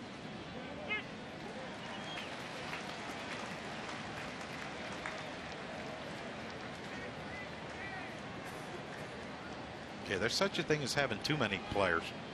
I think if you bring Chase Utley in, yeah, I think that's pushing it. I mean, you were talking earlier about, you know, people coming back and, you know, guys for positions. That stuff tends to play itself out. Here's a line drive base hit into right field. Hernandez around third, getting the wave, will come in to score. The throw into second, RBI single Grandal. 4-1 Dodgers. We were wondering when Kiki Hernandez was going to steal, but you know, he tried to go on the 3-0 pitch, he ended up walking to Andre Ethier, but what a great read he had on this line drive by Yasmani Grandal. There's Morton trying to throw that sinker again, and I mean, it just stays up center of the plate. And, you know, he's really lucky that he's only giving up singles. I mean, but watch Kiki Hernandez. As soon as that ball was hit, he took off, gave Lorenzo Bundy, third base coach, every opportunity to wave him in, even with the great arm of Polanco. But the read got Kiki Hernandez in at home plate without even a chance for Polanco to make a throw. And Ray Searage, the pitching coach, on the mound. Well, that botch play to start this inning, there's a trickle-down effect here.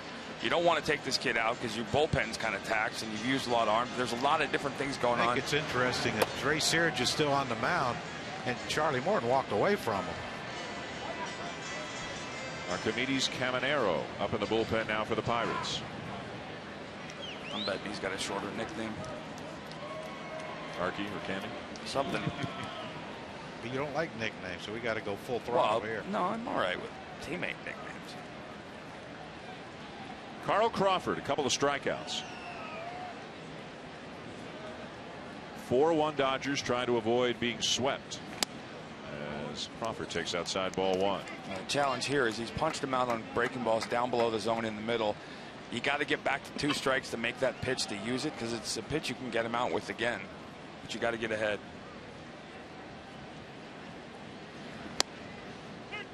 Breaking ball for a strike.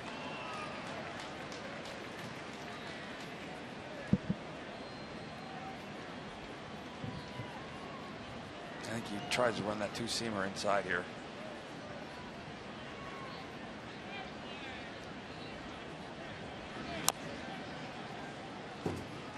A changeup? I think that was a changeup right there. I mean, this is the hardest one he's thrown tonight. Yeah, this is 1-2 count. This reeks of another curveball in the dirt that Carl hasn't been able to lay off of. You got to be able to throw below the strike zone. You throw a strike, I think he hammers it.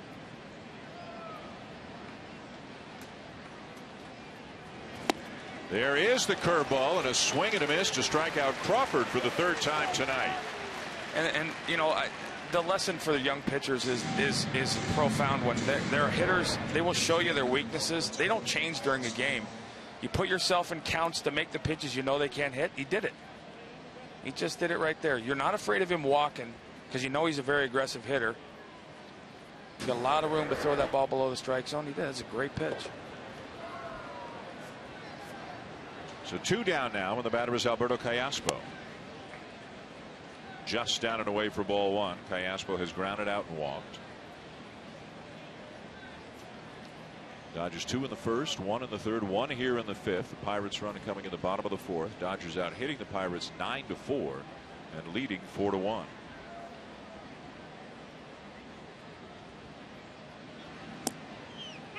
It's a call on the outside or off the outside edge, and it's 1-1. They're going first sign. I'm not sure if Ethier's trying to give it.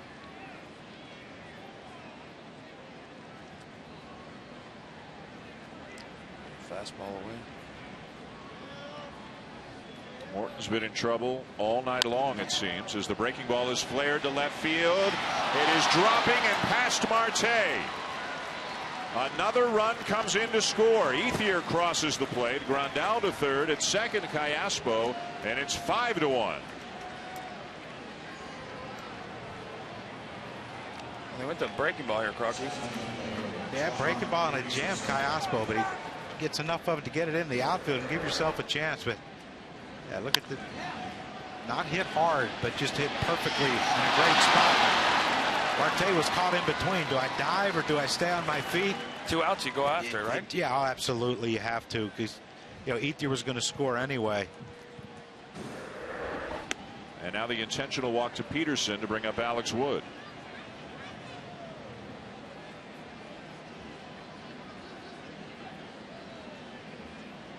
One 3-up, 3-down inning for Morton tonight. That was the second. 2 runs on 3 hits in the first. 1 run on 4 hits in the third. Remember, Ethier running into the out between second and third. Walked a batter in the 4th, and now all kinds of trouble here in the 5th.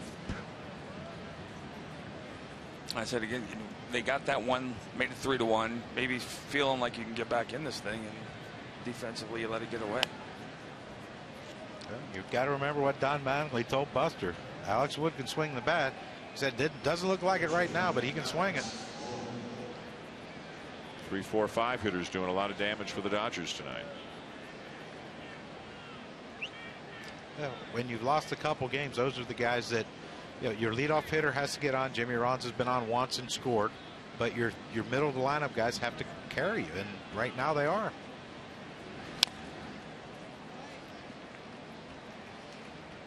A rare lefty thrower, righty batter, Alex Wood. Coaches hate that too. Hate it. Because you put your throwing arm in front in front. But a lot of righty throwers hit left. Some do. Yeah, but only the ones that can actually hit. You hit right. Jacob DeGrom. Yeah. Jacob DeGrom hits left-handed. Yeah, I wouldn't let that one. Syndergaard hits left-handed too. Remember, Zambrano was a switch hitter. Yeah, and he could mash. Yeah. Tell you, I think one of the best hitters I ever saw as a pitcher was the smallest, Mike Hampton. Yeah. He was ridiculous. He was strong. Oh, wow, was he strong? He's like 5'3". Zach Greinke ain't a bad one either. Yeah, he's got a beautiful swing. Tremendous athlete too. Ground ball to third, and the inning is over. But it's a productive one for the Dodgers. They score a couple of runs, one of them coming in on the double after the diving effort by Marte. 5-1 Dodgers.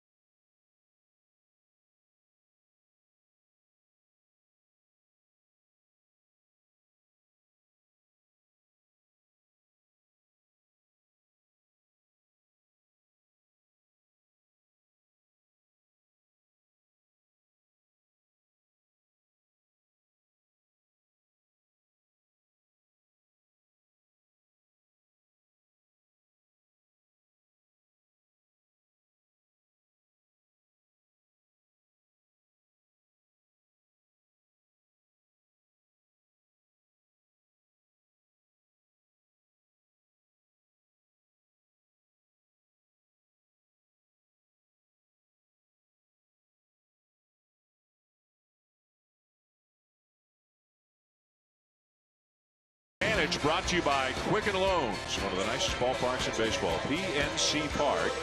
Could it be in its 15th year already? A small ballpark, seats just under 40,000. Most nice. You can see every now and again they've had over 40,000 for the wild card game last year. 39 and change considered a sellout here, and they win here. They play well here. 38 and 18 at home so far this season. Tell you what, it's great to see someone.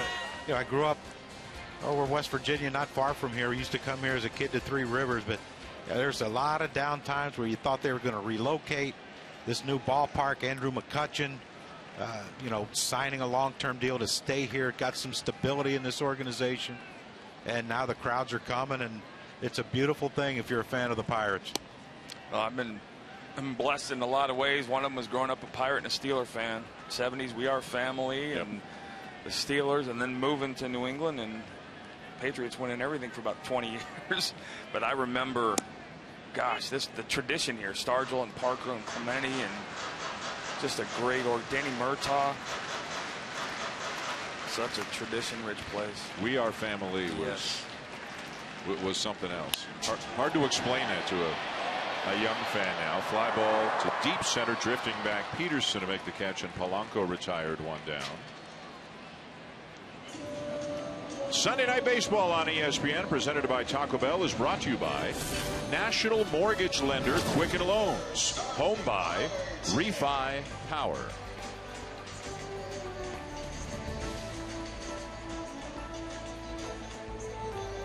Roberto Clemente Bridge, just one of the many areas honoring the late great Hall of Famer.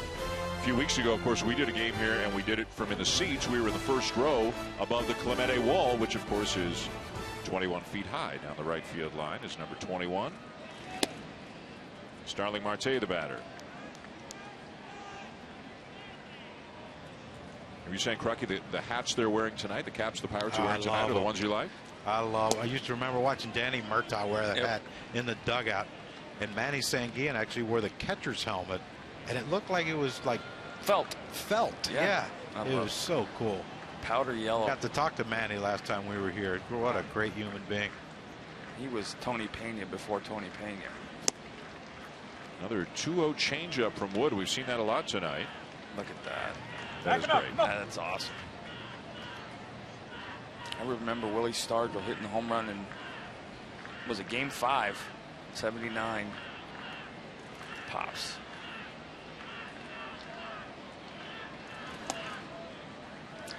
And I got to tell you, of all the guys I met in the big league, my big league career, probably the one that stunned me the most was him.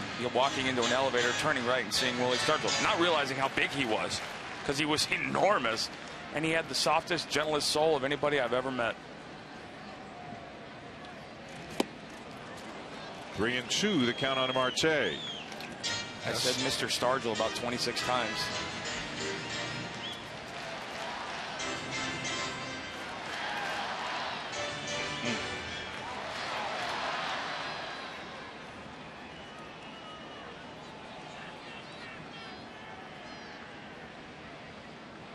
He's throwing 5 balls to Marte, and he's got a 3-2 count. Good ended up a good at bat.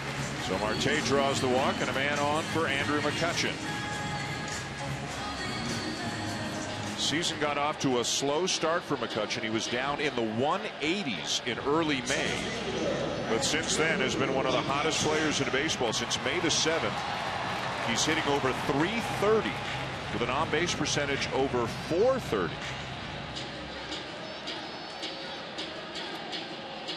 He finished 3rd in MVP in 2012. He won it in 2013, and he finished 3rd again last year.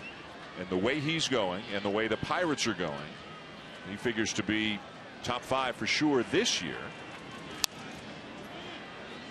Would you guys say, as of today, Bryce Harper clearly in the lead?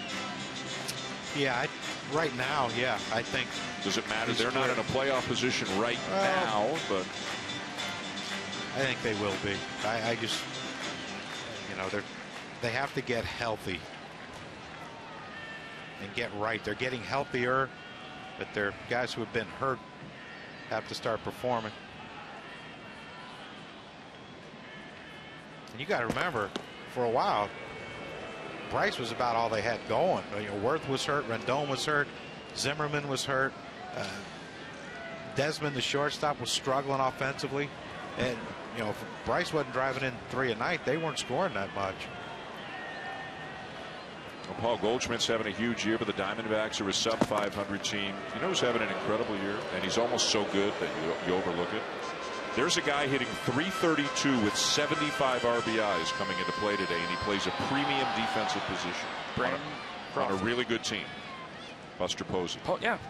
Crawford's got 71 RBIs. For a shortstop, another premium position. Yeah. Here, the bigger question I have is, what's the vote this year? Is the vote for value? Because if you're voting for the most valuable player, then to me, you vote somebody that made the playoffs. I agree. If it's not for value, if it's going to be an Andre Dawson year where you're going to vote a team a guy in the last place team, Paul Goldschmidt, you have to talk about him as well. So you would say, Schill, in your opinion, if Washington does not make the playoffs, that would eliminate in your mind that Harper could win the MVP? I think the most valuable player, it should come from a player on a team that made the playoffs. Because value in baseball is about winning. Winning is about getting to the postseason.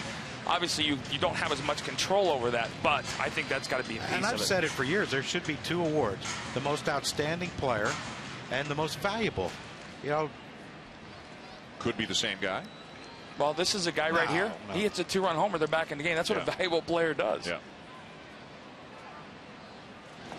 Well, you look at their record the first 5-6 weeks and his numbers the first 5-6 weeks, and then what he's done since and what they've done since, and there's a direct correlation. He's the best player on a very good team, and he's going to be right up there in MVP ballot. And that's the thing. If you're going to win, your best player has to be your best player. Yeah. If he's not, you're not. You're going to struggle. You know, the funny thing is the Cardinals far and away have the best record in the league, but again, pitching is carrying them. They don't have a guy putting up huge numbers offensively. Full count now on McCutchen.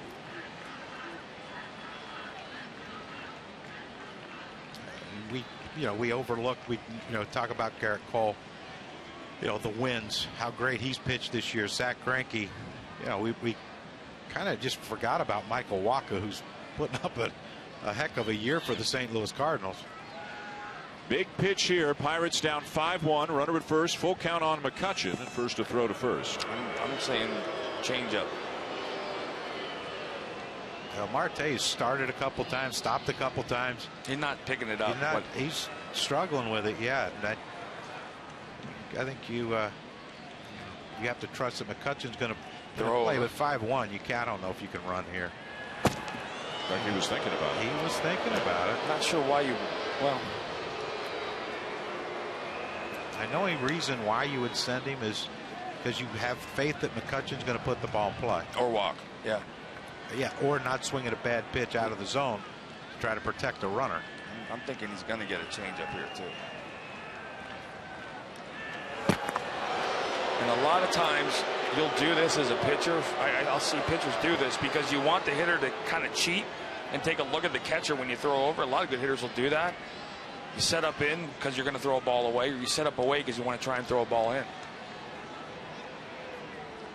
Changeup, fastball in. He's going. McCutchen drives it high and deep to center. Peterson back. It is gone.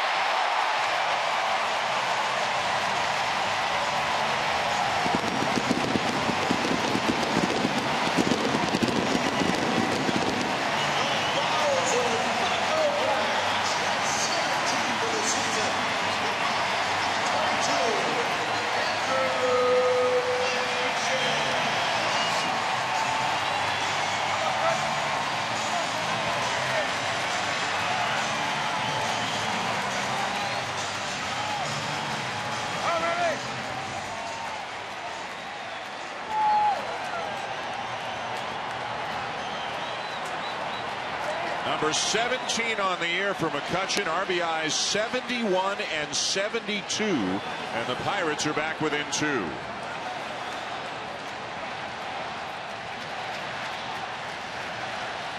Wow.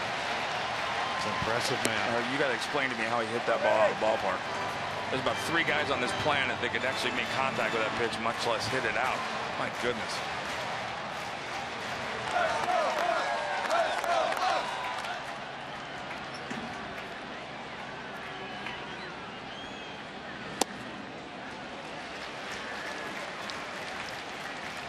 That is a valuable player.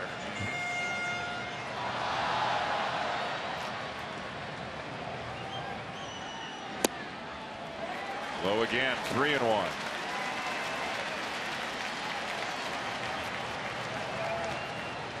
And here's where you have to be careful too. Aramis Ramirez is, he's a guy that'll lean on one here if he gets ahead of the count. But well, you realize, Andrew McCutchen, a 3-1 pitch, and you think, wow, why is he swinging at that 3-1 pitch? Look where this pitch is. Up out of the strike zone, or up away, and he swung at it. But now, Alex Wood thinks, all right, I can do this again. Well, he was trying to go in right there. He was trying to go in. It looked like a changeup, too. But look at that pitch. I mean, that's shoulder high.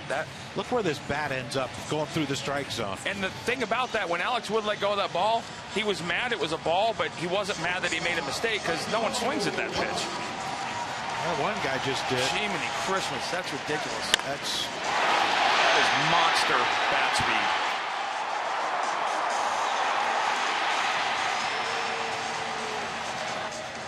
Yeah. You didn't have to turn around to see if that was going out. I think he just did it for the distance. You know, that's what you do. This is what stars do. You're MVP. That's your guy. We need a big hit. Here it comes. Rick Honeycutt trying to settle down Alex Wood. Bullpen going now for the Dodgers. Crowd going now for the Pirates.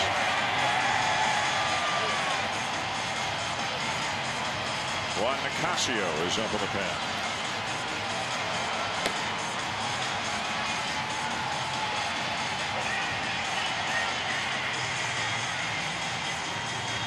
Place is rocking.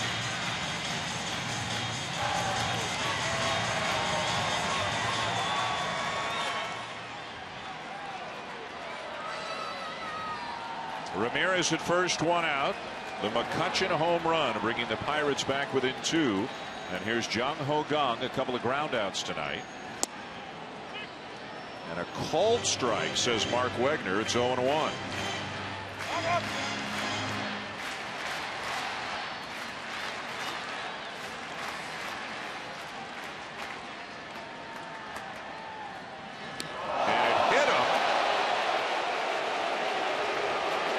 Will go to first. Ramirez will go to second.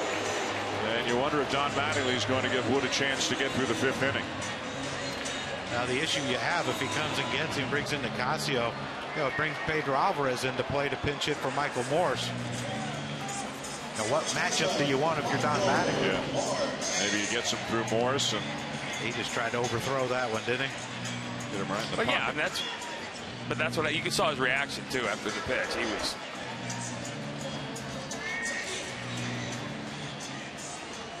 Nicasio may be moments away. Cervelli is on deck. He's not going anywhere, obviously. Walker hits better from the left side than the right side, but how long can Don Mattingly stick with a clearly struggling Alex Wood right now?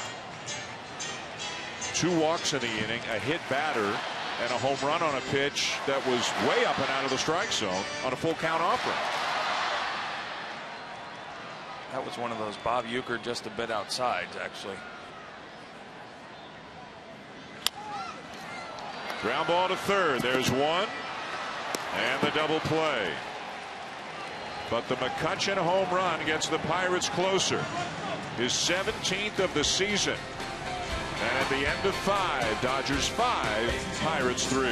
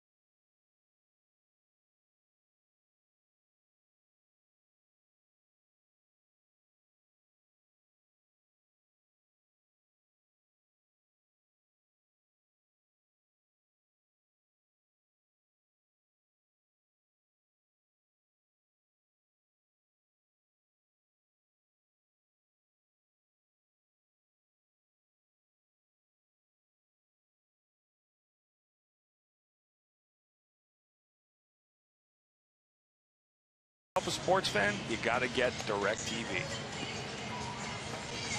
Time now for our high strength performance, brought to you by Chevy Silverado.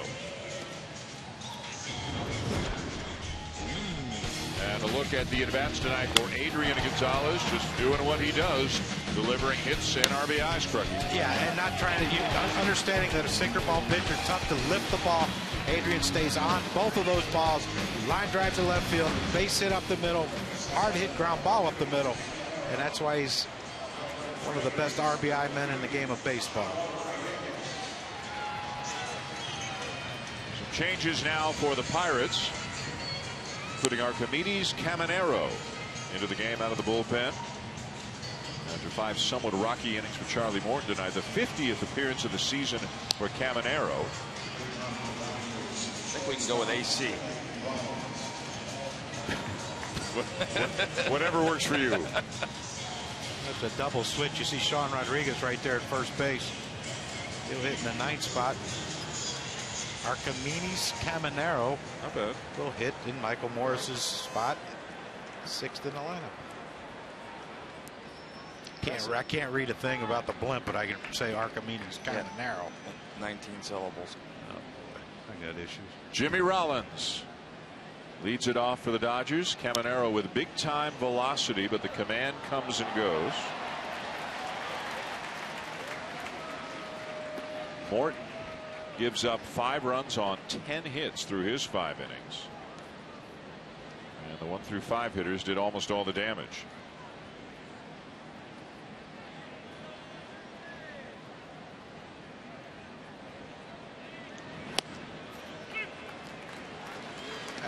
We talked about Andrew McCutchen. You got to talk about Adrian Gonzalez. If the Dodgers hang on and win this Western Division, he has to be in the MVP conversation.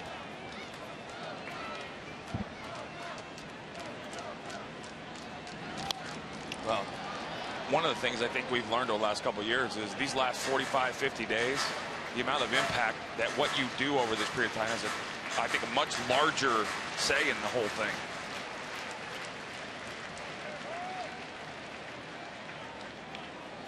Going to be some big series coming between the Pirates and Cardinals, the Cubs against both those teams, Dodgers and Giants, as Rollins strikes out. Tomorrow on SportsCenter, football is back, and SportsCenter is bringing you in-depth coverage live from the Chiefs and Dolphins training camps. SportsCenter live at NFL training camps all day tomorrow on ESPN. Is Kike Hernandez, who, if you missed it earlier, took over as a pinch runner for Howie Kendrick. Kendrick leaving with a left hamstring strain, we are told, which is what it looked like when he went by first base. So Hernandez getting a chance. Guy who also plays in the outfield some for the Dodgers, plays some center field against lefties.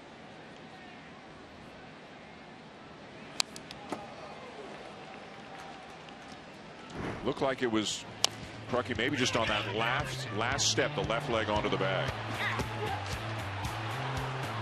Yeah, that's usually when it gets you. If you're gonna get one right there, that last bit of lunge. What's worse, up high or down low? Hamstring. I didn't run fast enough to pull a muscle. Fastball close, but no. Didn't have many muscles either. Didn't leg out a lot of infield hits. Hey, back in your younger years, I could run a little bit. You could run a little He's bit. being self-deprecating because he was a heck of an athlete. I pulled a couple. Yeah, he did.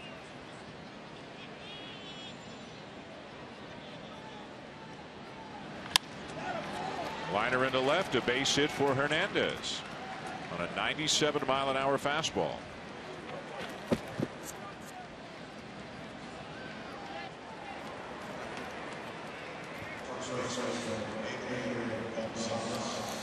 One of the things young pitchers learn, I don't care if it's 107, you can't move it out of the middle of the plate. He's got a power slider too. You're looking at 90, 91, 92 mile an hour slider. He's got to be able to move the ball out of the middle of the plate. His delivery is going to prohibit him from being commanded the fastball until he settles it down at the end. Heard Hank Aaron say it. You could time a jet going through the strike zone. Put a wrinkle in it. It's a whole different story. Gonzalez with a ground ball to second. There's one. There's two.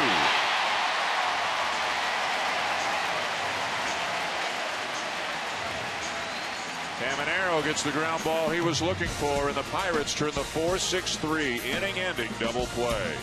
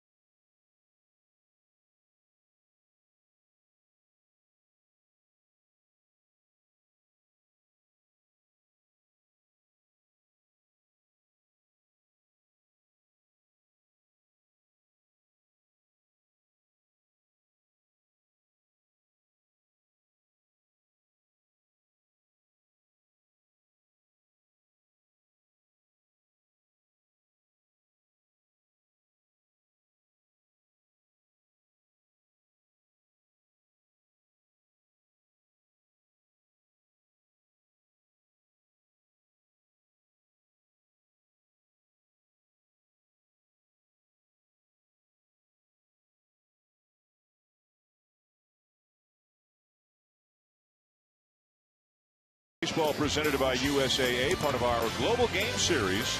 Taking a look at players from Cuba, it'll be the Tigers and the Royals. Wednesday night baseball presented by Mobile One, the Pirates and the Cardinals. And then a week from tonight, Sunday night baseball presented by Taco Bell, the Angels and the Royals. Look at some of the notable Cuban players currently in Major League Baseball. Stars, all-stars. Cespedes now with the Mets. Of course, Chapman is tough a closer as there is in the game. Yasiel Puig, an all-star last year. Jose Abreu, rookie of the year last year. Jose Fernandez. I'm really hoping the Fernandez thing is not as serious. His shoulder tight. He's such a special tricep strain. Tricep strain. Yeah, I hope that ends up being. I never trust what I hear anymore from those people just because that. But I hope he's not seriously hurt because he's something special. Francisco Cervelli will lead off the 6th inning for the Pirates. Juan Nicasio is on the mound now for the Dodgers.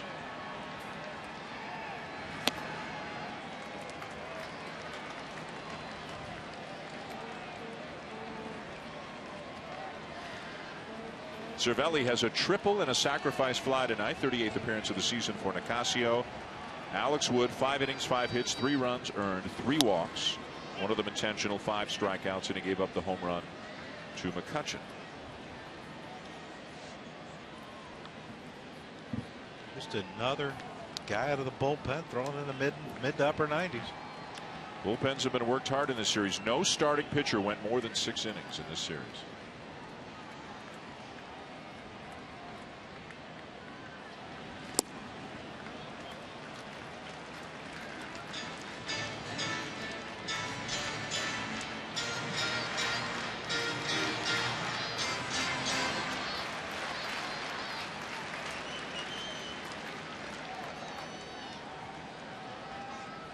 The 2-1 swing and a miss at a high fastball at 96, 2-2.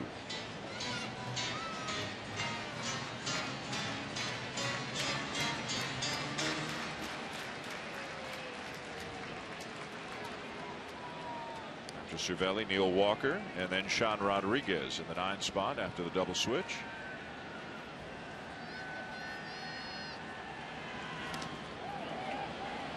The appeal, he didn't go. A full count.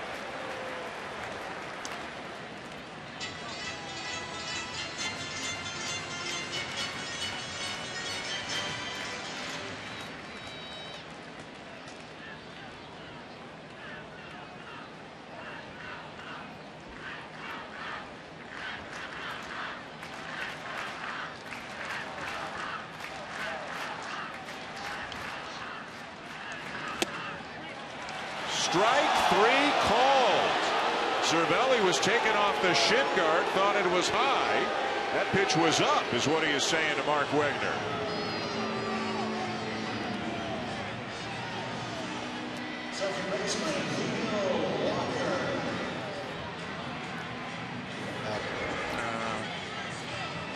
Three-two pitch, borderline, and you know it just does. It's borderline, but it doesn't get called. That's the challenge.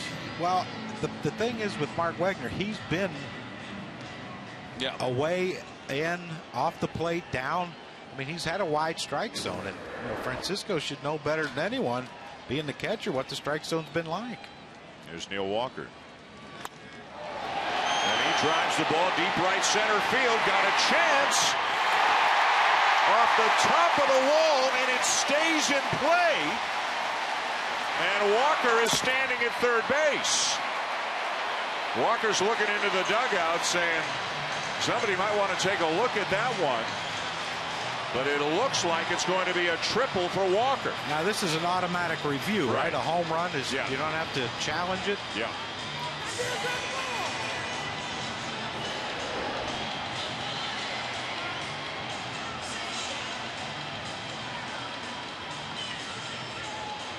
That's triple. That's a triple. What is it? A triple? Off the yellow line? Is it off the yellow line, or is there something behind it? That's what I'm wondering. Ball that way. Because it had to kick off something to come back, right?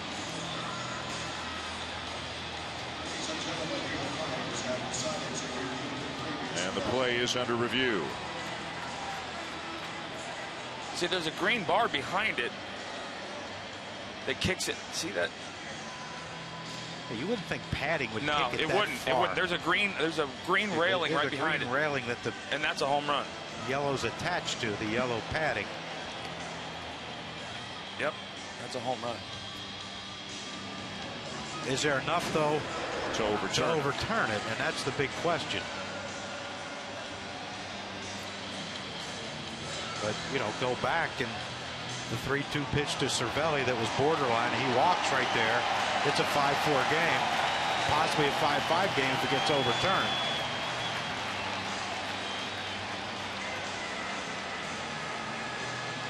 I'd be surprised if they overturn it. I would too. It's too much. Yeah, I would too. But yeah, we heard Don Mattingly. It has to be 100%, and it was 100%. You know, on the play yesterday with Sean Rodriguez at first base, did he keep his foot on the back? But if you look, the pad can't kick it back. The pad goes flat. If you hit a ball up there, you can roll a ball along there. There's a round green rail. Well, you can see the chain link right there. Yeah, there's a round green rail right up here that I think kicked it back. You can see the fencing that the chain link fence is attached to. And I'm going to assume that if it hits that, it's a home run. Because that's past the yellow line.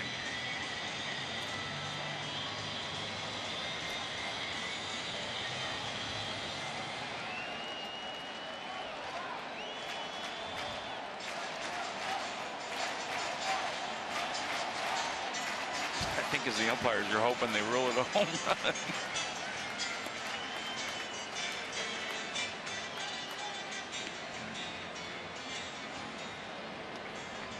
The replays have been going the Pirates' way in this series.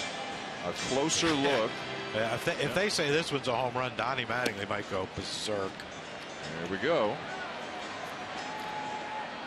Triple.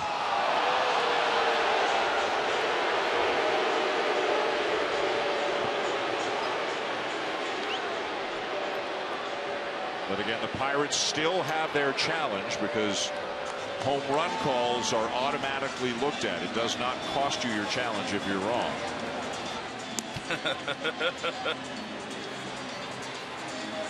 I have a feeling Kutch is getting snap, crackle, no pop.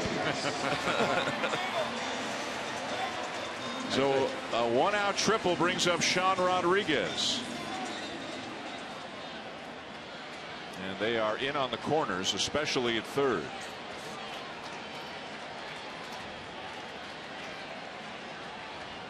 Well, they're just not going to give in a run, are they? The last thing you want to do is have Rodriguez shoot one by someone. It's 5-3. Well, talk to me about it now. What are you doing as a hitter right here? You're trying to just put the ball in play in the center of the field. I hope it gets past Nicasio. And that's where I'm staying as a pitcher. You're trying to go middle of the field, and I'm a power guy. I'm going to throw the ball in, try and get you either to punch out. Once I get now I'm trying to punch you out. Once I get that first strike, I'm trying to go for the strikeout right here. I'm not going to throw a ball away on outside of the strike zone.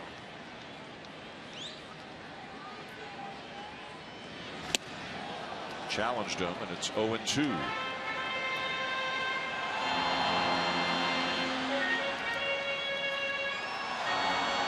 This is where I love guys like this, pitchers, to have a split, because I want to throw a ball. The problem is throwing the split right now with the runner on third. Well, he looks like he has something that goes down. He threw a pitch to Cervelli that went down on the check swing on the 2-2 pitch. Fastball.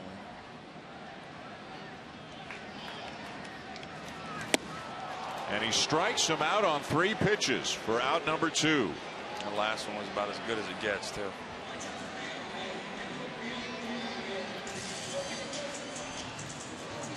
Crucky, we say it, you can't strike out in an event like this, but it's not that easy. Yeah, this was a great pitch. You know, people are going to say, how tough is it to put a ball in play? Well, it's real tough. 96, 97, up, down, in. The whole at bat to me set up by the first pitch. He threw a great first pitch fastball in, up above the zone to go 0-2, and then again put him away. Don't mess around. So back to the top of the order now for Polanco. Polanco is 0 for 3. Now this is the at bat you don't want to get caught overthrowing. Now you got 2 outs. Get the hitter, make pitches. You don't need to throw the ball 110. And if you're Polanco, you're pretty ecstatic that Alex Wood's not in the game anymore.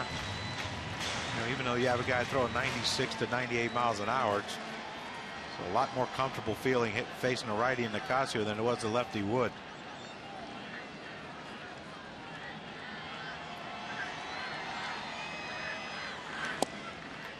Just missed. 2-0 on Polanco. Marte on deck.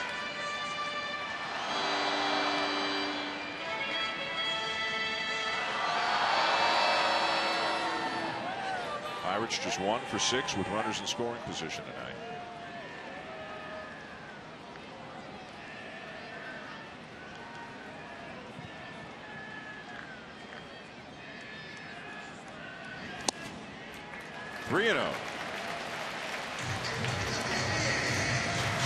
Been swinging the bat pretty good. You wonder if Clint Hurdle right here might turn him loose. 3-0.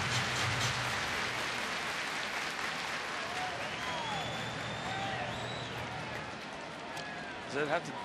I'm wondering if the Marte matchup dictates. You feel he's swinging the bat good enough, or you okay with the next matchup? I think he's swinging it well enough that I would let him try it once. Ball 4.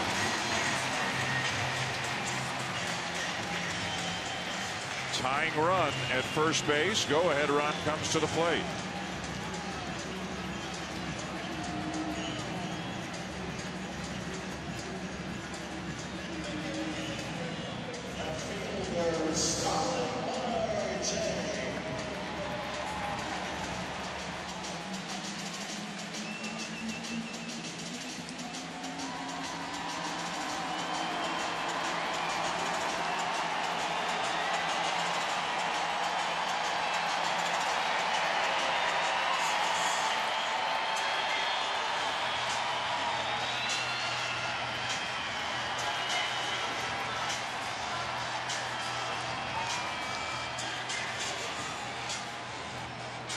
Wegner trying to break up this long meeting on the mound. Rick Honeycutt out there as the Dodgers try to figure out how they want to attack Marte. Just watching the way Nicasio has been throwing, the balls he threw to Polanco, the strikeout to Sean Rodriguez. He's not afraid to come inside with that 96, 97. Has a little run in on righties. I think if I'm starting Marte, I'm looking first pitch, middle in, and trying to hit something down that left field line or Try to get one elevated and hit one out of here. He's walked twice, bounced into a fielder's choice once, scored a run, a dangerous hitter with the Pirates' best hitter in Andrew McCutchen on deck. This is a huge spot here for Nicasio and the Dodgers. They're coming in.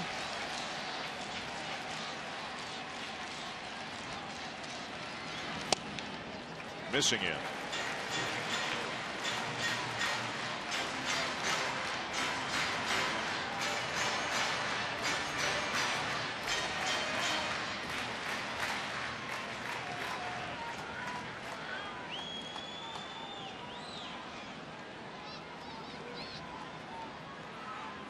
Runner goes. Pitch swung on and missed. No throw. Polanco steals second.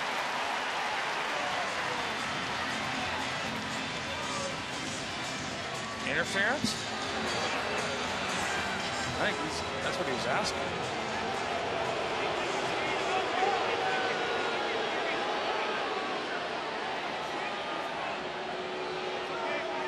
But Grandal jumped up to throw it. Did I don't know what Polanco, happened. did Marte make contact with him or inhibit his ability to throw it? Or did he hit him with the back? Did he hit him with the bat? He did. They hit him with the bat. That's why he turned right to the umpire. Yeah. He did. Yep. Yeah. And the call on this is not like actual interference where there's an out recorded on an unintentional backswing on a steal. The call would be just to send the runner back to first. Yeah, there's no out, but right. But you know, when does a hitter get to have his normal swing? Yeah. It's not like he's falling over the plate. This is his natural swing. Right. This is like the football equivalent of incidental contact. Yeah, and you look where Grandal stepped. He stepped into the right-hand hitter's batter's box. Actually stepped on Marte's foot.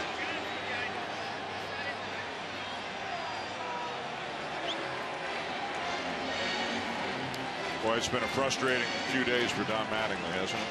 Calls that he felt should have gone their way, they didn't. His team not playing particularly well, although they're winning in this game right now. He's a guy who he manages frustration about as anybody wearing the uniform, but he's had a tough few days. Might be getting close to his limit. But this is the best game I've seen them play in a series by far. And a strike.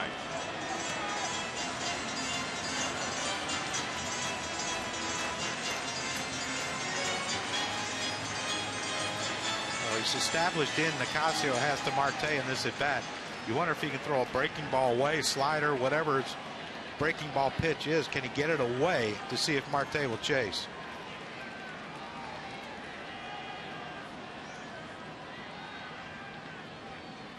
Base hit can tie it.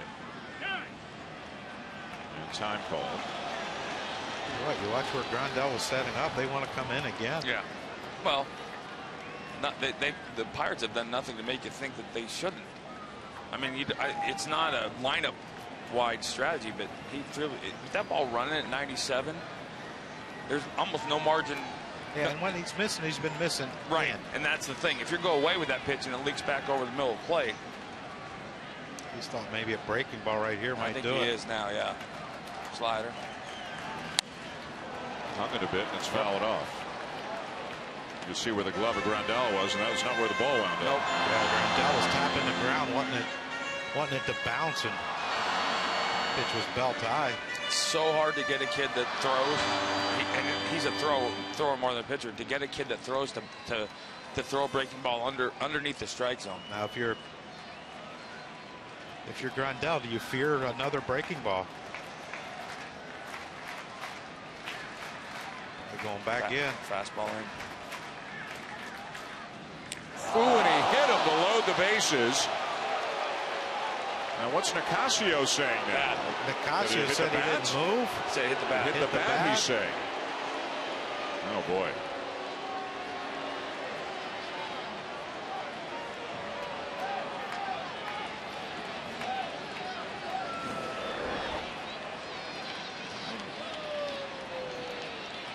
I hit him right in the forearm. Hit him in the forearm.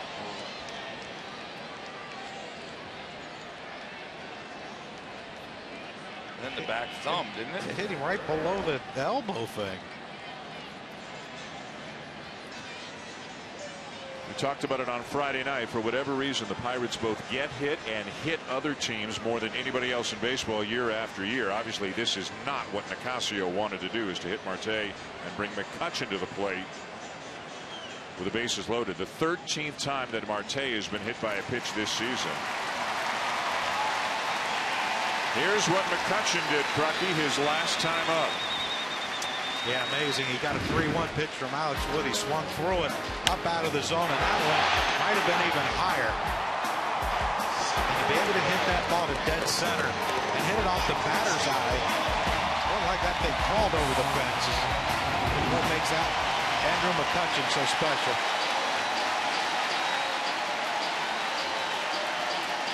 So here we go.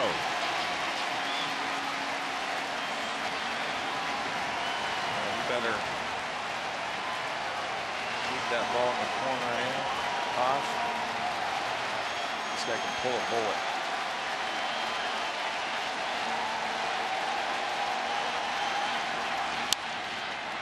Ground ball to third, and the Dodgers will get out of it.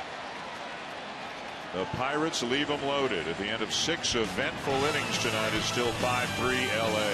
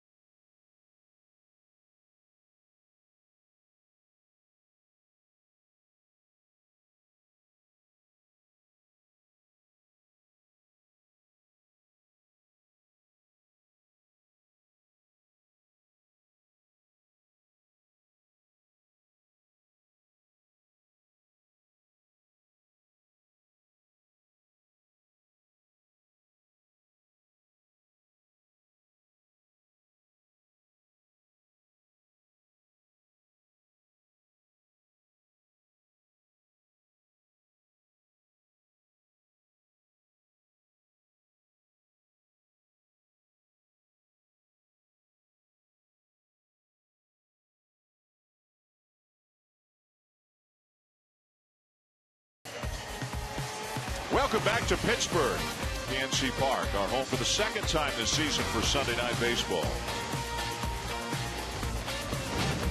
Watch every out-of-market game live in HD on more than 400 devices with MLB.TV Premium, the #1 live streaming sports service. Real-time highlights, live look-ins, pitch tracking widget, and more every night on every device. Visit MLB.TV for details. We go to the top of the 7th. Dodgers 5, Pirates 3. Caminero back on the mound for Pittsburgh. And Andre Ethier will take a strike. He'll be followed by Yasmani Grandal and then Carl Crawford. The Pirates have left 9 men on through 6 innings in this game, including the bases loaded in the just completed bottom of the 6th. Good pitch there, and it's 0-2.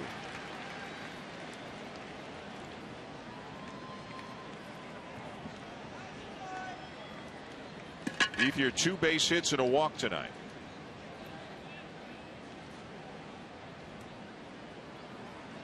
Shift on. And the 0-2 swung on and missed. 1 down. Well, we talked about the hot team in the National League, the Cubs, a couple of innings ago. Over in the American League, the hot team continues to be the Toronto Blue Jays. They completed a sweep of the New York Yankees today. They held the Yankees to 1 run in 3 games. They're 10-1 since they got Tulowitzki. They're 10-0 with Tulowitzki in the starting lineup. And in 10 days, guys, they've picked up 5.5 games on the Yankees, going from 7 back to a game and a half back.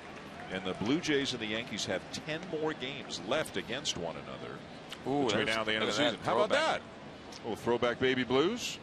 Yeah, Clearly Shulman fan. Yeah, big Shulman fan. They're everywhere. Yeah. I think some that things you can't help. I think that as our friend Tito would say, well, they're only human. Right. Exactly right. What would you, Shill, if you faced a lineup that had Tulowitzki hitting first? Devin Travis gets hurt. They juggle the lineup. Tulowitzki was going to be, I think, the 5 hitter, but Tulowitzki, Donaldson, Bautista, Encarnacion. Well, I mean, 4. Game plan wise, I mean, that's one of those lineups. I mean, you look at the you look at for me, that's like the late 90s Yankees, the early 2000 Yankees. There's no respite, no rest. And that, to me, was the biggest change going from National League to the American League. The difference is that it's not about this guy can get on base if you make a mistake. This guy can hit a home run if you make a mistake. Right. And that whole lineup. The thing that I think the Price trade, I thought they were a favorite to be a wild card anyway. Before the trade. Before the trades. Before the Tulowitzki. I thought they had a decent chance. The trades, I think, made them the favorite to win the East now. Yeah. And now that they're, and I'm still surprised as anybody the Yankees are where they are, because I didn't expect it. I don't know that they can play better than the Blue Jays over the rest of the season. So, and I think that team, if they do, Stroman possibly coming back, if they do some things, they could be a really, really good club for the next couple of years. Well, their bullpen was a problem for much of the season. The rotation was a bigger problem for much of the season, but now LaTroy Hawkins has been great for them. Hawkins and Lowe. Yeah. My goodness. And Aaron Sanchez in the 8th, and Roberto Osuna, who isn't a household name in the U.S., but a 20-year-old kid he can really bring it.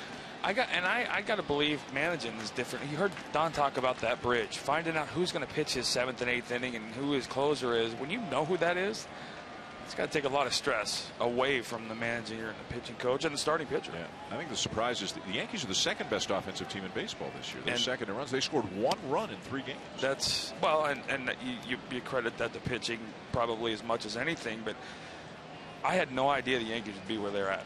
None. In spring training, the Alex Rodriguez thing and all the stories. You look at where Teixeira is and A-Rod is, and Tanaka's held up. Crawford lines a 2-out single into left field. I just think the thing that with Tulowitzki leading off, if you're Josh Donaldson, Jose Bautista, Edwin Encarnacion, you can't just say, okay, I'm going to, first hitter, I'm going to throw fastball away and, get ahead and not show them all my pitch.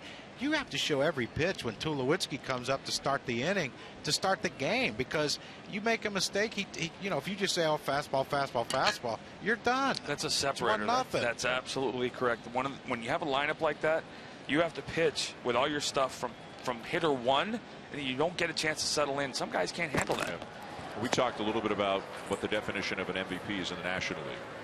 In the American League, the first name you think of is Mike Trout, and with good reason. He's a phenomenal player, having a great season on a team that could make the playoffs. If he's not one, and he probably is still, I think, but if he's not one, Josh Donaldson is. Josh Donaldson is the guy right on his I think you make a new award for Trout, and then everybody else gets their Trout wins the Trout? You're right. Yeah. He gets the Golden Trout Award. But, it's interesting because last year Mike Trout won the MVP last year hitting 2nd. Josh Donaldson right now hitting 2nd. Yeah. The number 2 hitter has become such a premium because he's become today the number 3 guy. Yeah, you get more at bats than the 3 hitter, and with the way, especially in the American League, with the DH, it's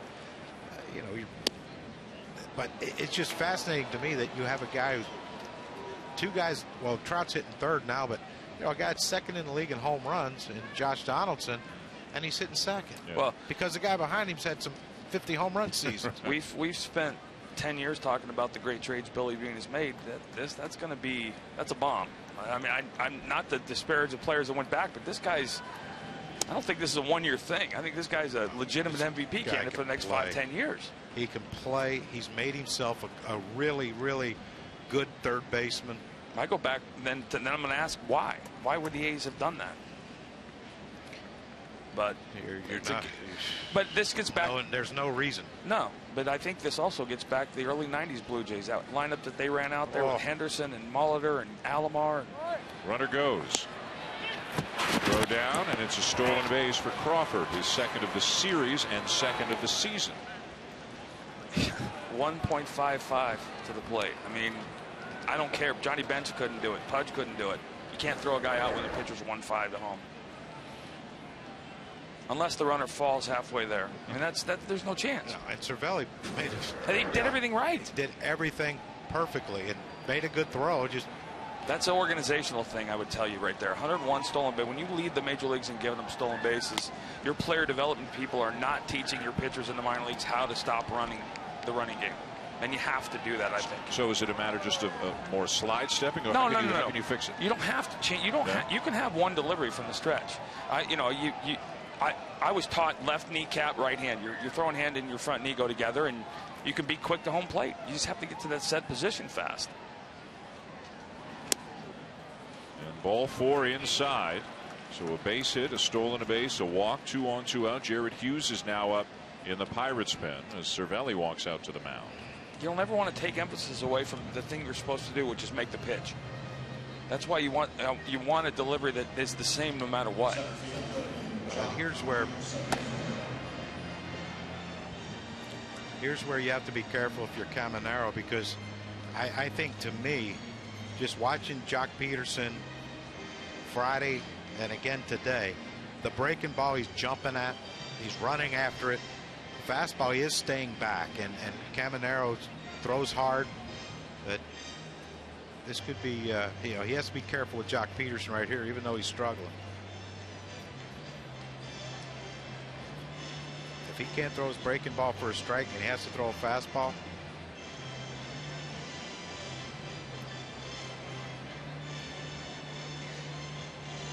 First and second, 2 outs. Peterson is 0 for 2, also an intentional walk. Finalist in the home run derby, all kinds of power the first 3 months of the season, struggling over the last month and a half or so.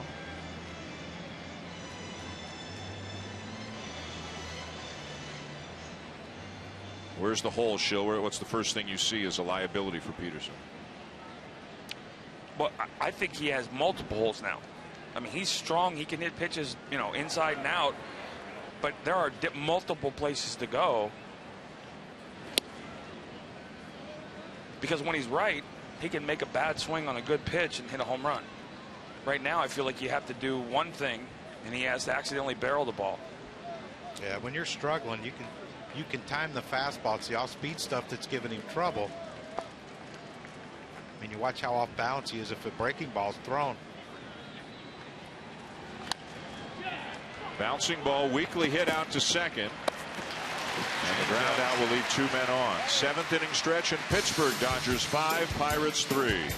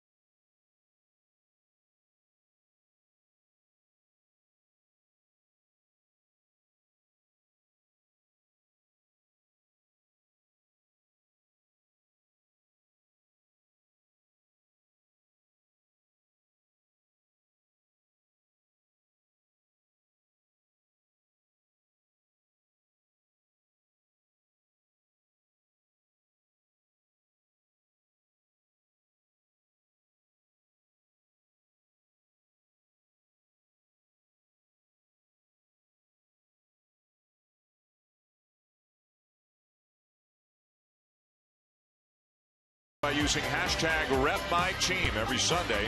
Be sure to send in a picture of how you support your team, and your tweet could wind up on TV.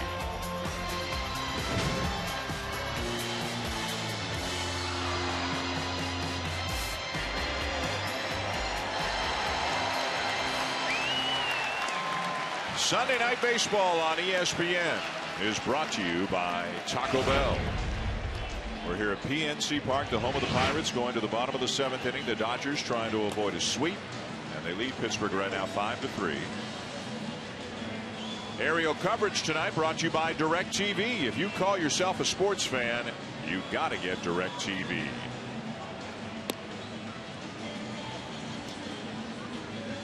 I'd like to do a game from up there. The blimp?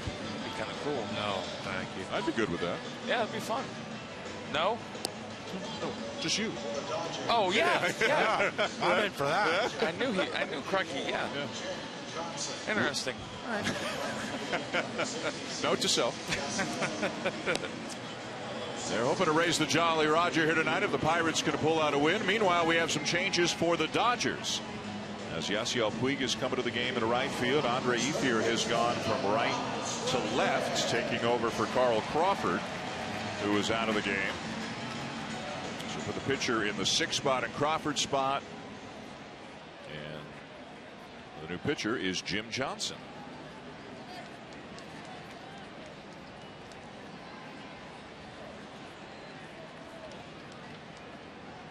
Aramis Ramirez leads it off for the Pirates, and he takes a strike.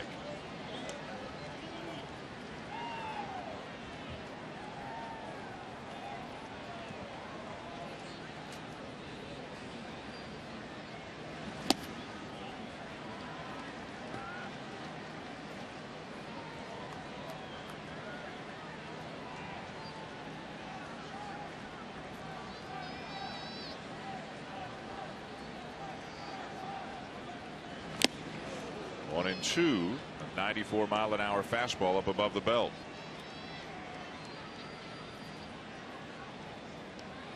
I think every once in a while Jim Johnson throws hard enough. He has to throw the ball up there just to give something else to look at. We know about the heavy sinker and slider. Oh. Out number 1. Pretty good pitch right there. Look at the run.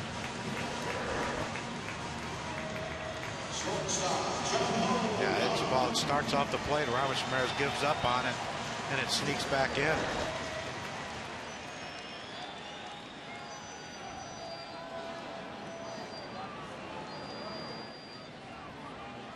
Here's Gong. And a strike taken by the Pirates shortstop. 0 for 2. Also hit by a pitch.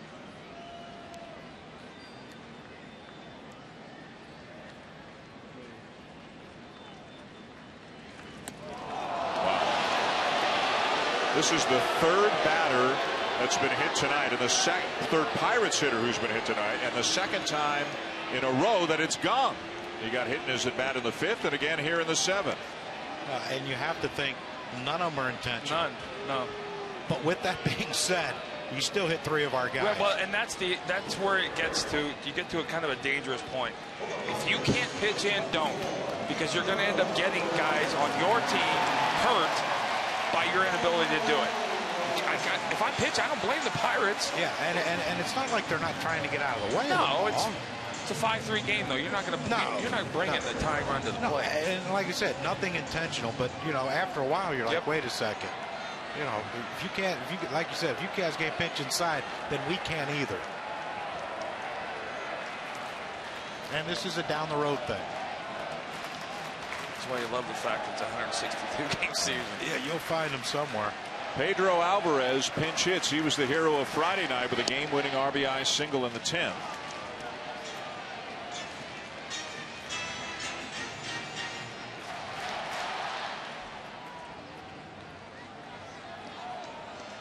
Alvarez moved from 3rd base to 1st base this year. Has struggled defensively.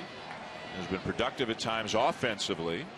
Has some power, of course, but hits for a low average as he takes inside a ball and a strike. Just one more point on that, though, Dan. Darren Daulton I'll never forget, in our clubhouse, we had a young pitcher who couldn't pitch, kept hitting guys, kept hitting them.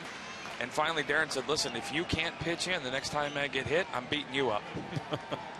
Did it work? It worked. You kind of learn things when you're threatened. When your life is threatened, you kind of pick things up quicker. Liner to right center field. It is down for a base hit. Puig cuts it off. The throw wide of second base. Rollins can't trap it, and that will allow Alvarez to take second. Either an errant throw or a mistake by Puig, as it actually looked like he was trying to go for the lead runner at third instead of just throwing the ball into the cutoff man towards second. And it'll be a single and an E9. Just got put in for defensive replacement. You get Carl Crawford out. But this is a play. Yasiel Puig, give him credit. He cut the ball off. I thought that ball was going by him. He tracked it down. But here's where he makes the mistake. You can't airmail a ball. You're not going to get Gong at second. You're not going to get Gong at third base. But look where he throws his ball. He overshoots everything. You just hit your cutoff man right here and let him make the play. Rollins goes to second. You're trying to keep Alvarez and double play depth, but Rollins is going to second. He has to backtrack because Puig tried to throw the ball to third base. Now you have that situation right here, a two-run game. Need a punch out. You need a strikeout, or you got a sinker baller on the mound. You can't strike someone out. It's 5-4. Cervelli. Base hit through the right side.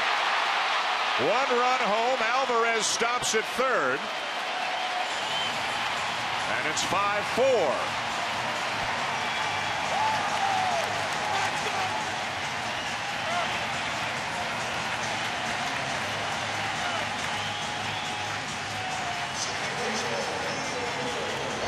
Cervelli's been swinging a hot bat. Jim Johnson tries to throw that sinker that starts outside and breaks back over the outside corner of the plate. But you watch Cervelli a couple of bats before when he had runners in scoring position. He was trying to hit everything to right field until he got 2 strikes. Just a great piece of hitting by Cervelli. And give Puig credit. A great charge of the ball. He made a good throw. Too close for Cervelli to take advantage of the overthrow because it was so close. But now you're going to let Neil Walker, you're going to have to bring in a lefty. I would think to face Neil Walker hitting right-handed. But they're keeping him in. Trying to get that double play, I would imagine, with the sinker ball. The question I would ask, though, if the play before this keeps the runner at first and you're first and third right there, positioning-wise, is that a double play ground ball? No. It's not, because Kiki Hernandez have to play over for the double play, but it would be first and second instead of first and third, because no way Alvarez gets at third base on a ball hit that hard. So the Pirates back within a run and threatening. First and third, one out. Johnson stays. Cervelli's having a good weekend. And a couple of big hits on Friday night. Walker will bat from his stronger side, which he tripled his last at bat. And a strike taken.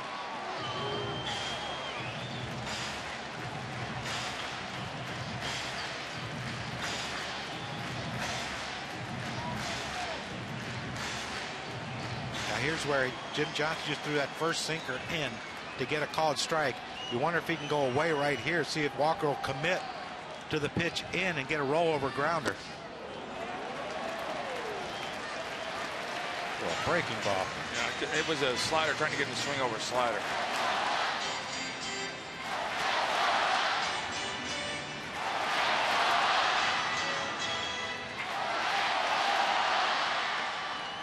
J.P. Howell's up in the Dodger pen. Johnson facing Walker. Squeezing? No. I saw Clint looking at somebody, trying to talk to somebody. Walker swinging the bat good. Homered yesterday left-handed. Triple today left-handed. To left field. Alvarez back to tag. Ethier coming on, makes the catch, but down to the grass to make it, and that will allow the run to score to tie the game.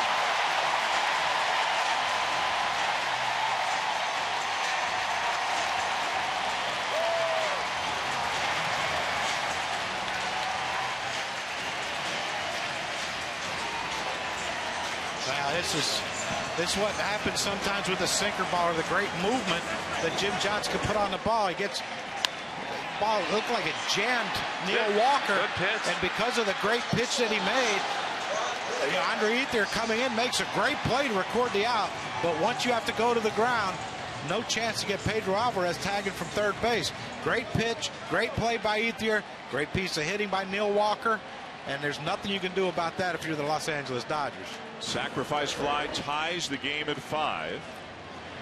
Now a base hit into center field for Rodriguez. Cervelli stops at second.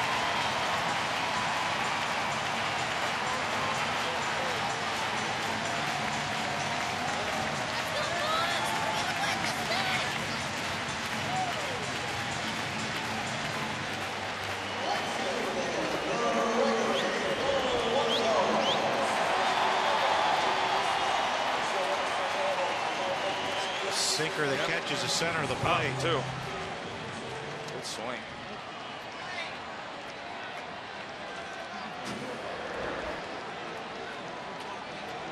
And I think at this point the question would be, guys, Howell's up. Howell's been throwing. Howell's ready. Walker hits worse from the right side. He's come and gone. Here's Polanco, a left-handed batter.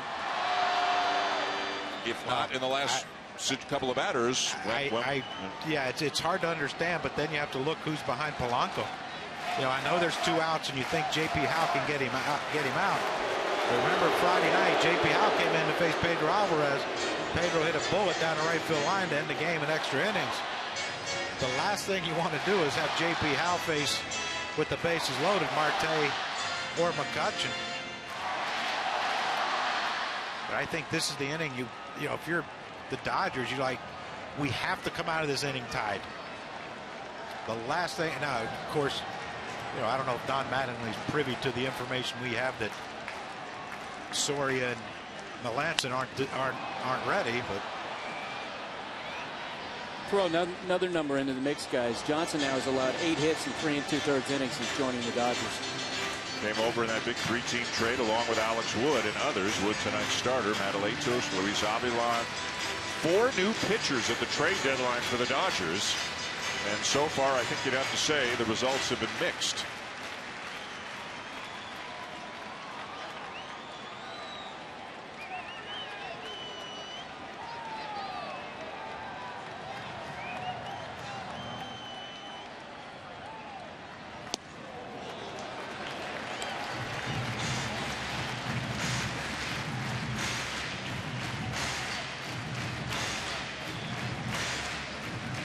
We talked to Clint Hurdle. He said the thing about Polanco, what he's been doing lately, he's taking what the pitcher's giving him. He's been hitting balls the other way, and you got a sinker ball. You got to think that way first and foremost.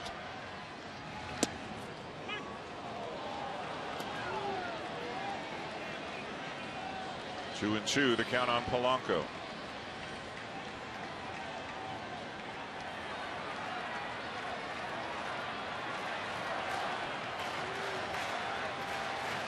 The go-ahead run out at second in Cervelli. Rodriguez the runner at first, 2 down in the bottom of the 7th.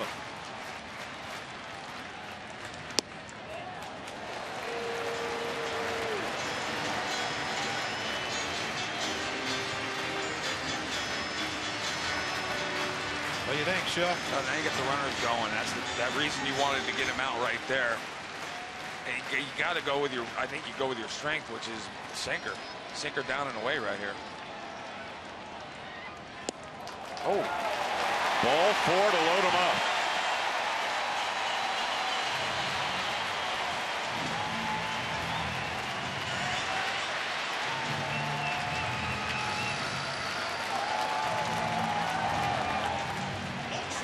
You look at the Dodgers record in 1-run games, 15 and 19. You look at the Pirates, 24 and 14. And especially in this ballpark, when the Pirates are close late, you can just feel that they feel they're going to find a way to win the ball game. And you heard Mattingly tell us the other day about the 7th and 8th inning. He wonders what he's going to do there. You would assume getting this guy would take care of one of those innings. Here's Marte.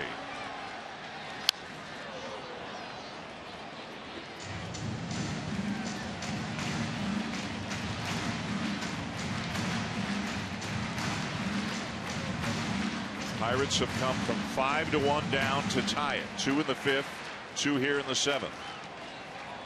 The thing you worry about now, Jim Johnson, with the movement that he can put on a ball, is to overthrow one and bounce it, throw a wild pitch.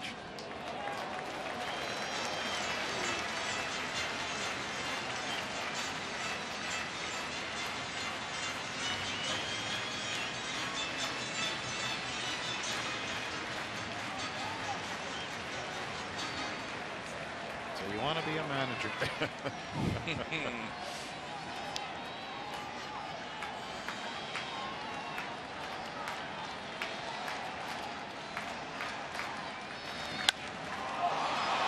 Down the right field line. Puig into foul territory, won't have a play.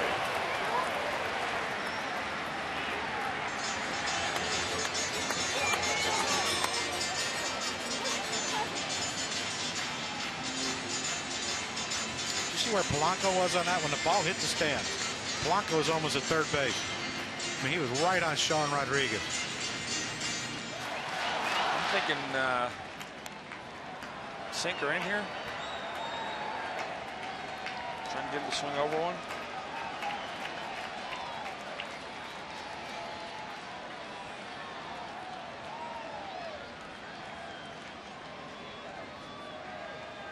Three, 2, 1, 4. Sign after 2, it's a sinker in. Second sign, it'd be a curveball.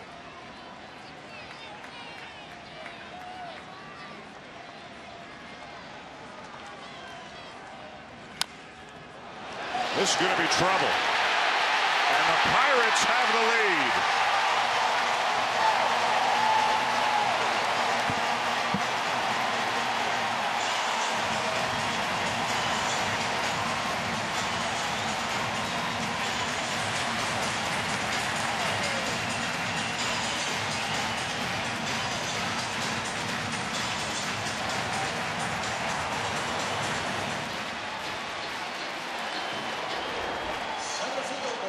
This is what you have to live with when you throw that hard sinker, and he had to throw a strike to Starling Marte. And there's nothing you can do. Once you get 2 strikes, Callaspo moves back. There is no chance to get Marte running down the line. Cervelli with a great jump off third base. And that's just one of those you just tip your hat and say there's nothing you can do about it. Made a great pitch. The chant of MVP, MVP as Andrew McCutchen comes to the plate. He's 1 for 4 tonight. The one was a big one, a 2-run homer back in the bottom of the 5th, and at the time made it 5-3 Dodgers. Here's the terrifying part of this, Dan, is that ball he hit out was up and away, and if he throws a sinker in the strike zone middle half in, it's a monster day for this guy.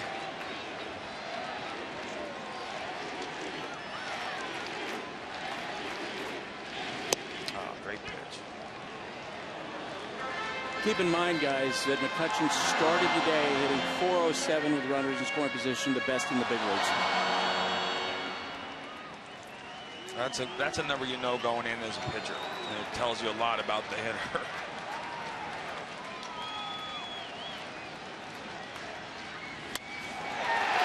And a base hit into left field. And 2 more runs will score.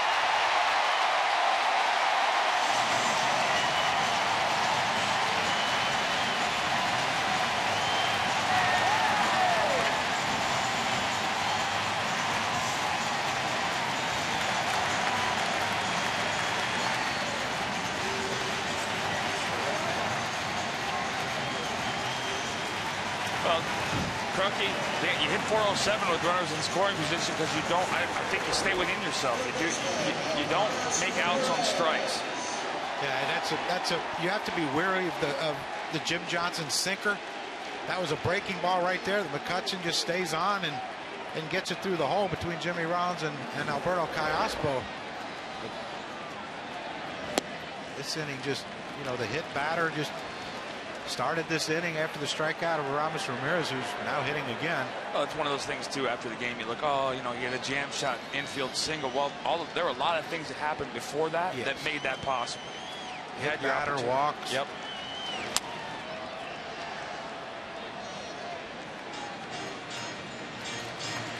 it felt like it Friday. It feels like these are two teams going in different directions right now. The best thing the Dodgers have going for them is the Giants just lost 4 in a row to the Cubs. Without question. This makes for a long flight home. They start up with the Nationals tomorrow night at Dodger Stadium.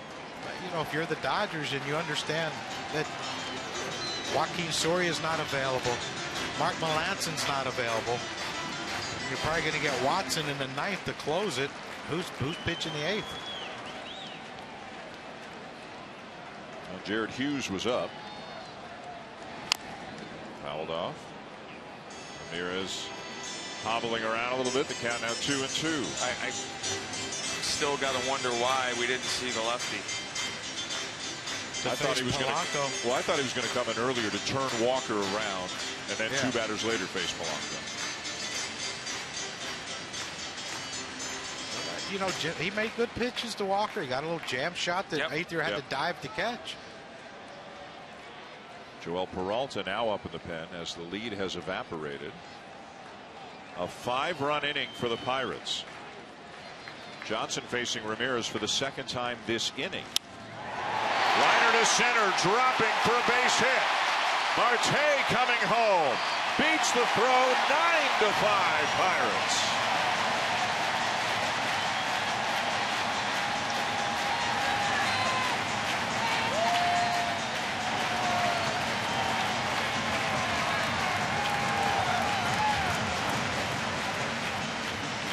You don't want to be that guy that makes 2 outs in an inning. Ramirez led off this inning with a strikeout. The 2-2 count. The last thing he wants to do is make an out, but this is vintage Aramis Ramirez. Hit the ball the other way, stay in the center of the field. When you have runner in scoring position, he does. He hits a line drive to center field. 2 outs. Marte running on contact. No chance for Jock Peterson and his strong arm to throw out Marte at home. Johnson now finally out of the game. Peralta will come in. The Pirates have erupted here in the 7th inning.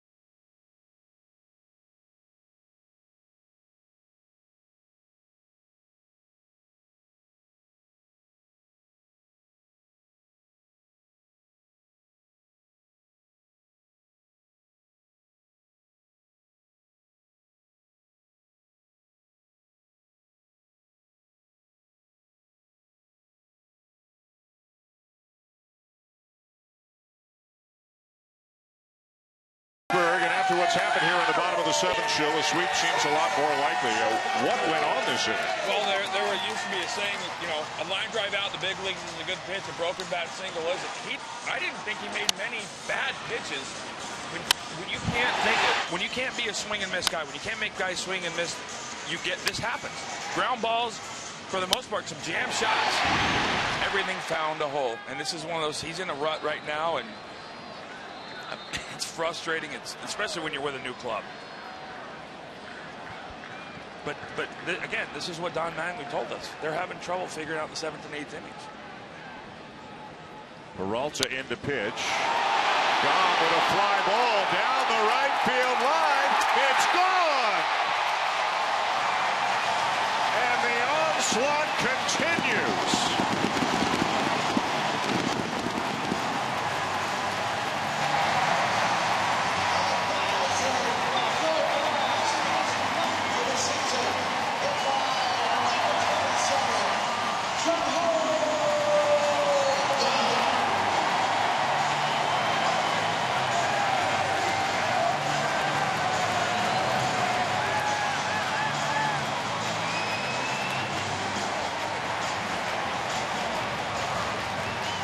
A 9-run inning for the Pirates.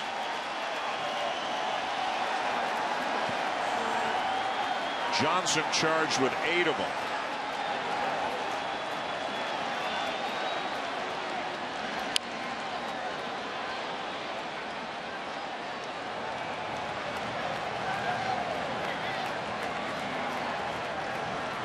Jung Ho Gun hit by pitches and consecutive at bats, hit by pitch in this inning.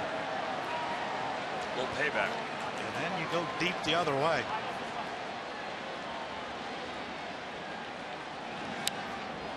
Chill, I'm going to back up something you said. In this inning, the Pirates have seen 36 pitches. There's been 1 missed swing by Pittsburgh.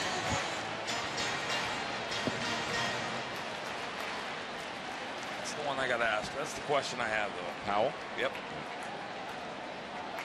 Most runs in an inning for the Pirates since July of 2012. As Alvarez is up for the 2nd time. He hit a base hit his first time up this inning. Well, you talk about your long flights.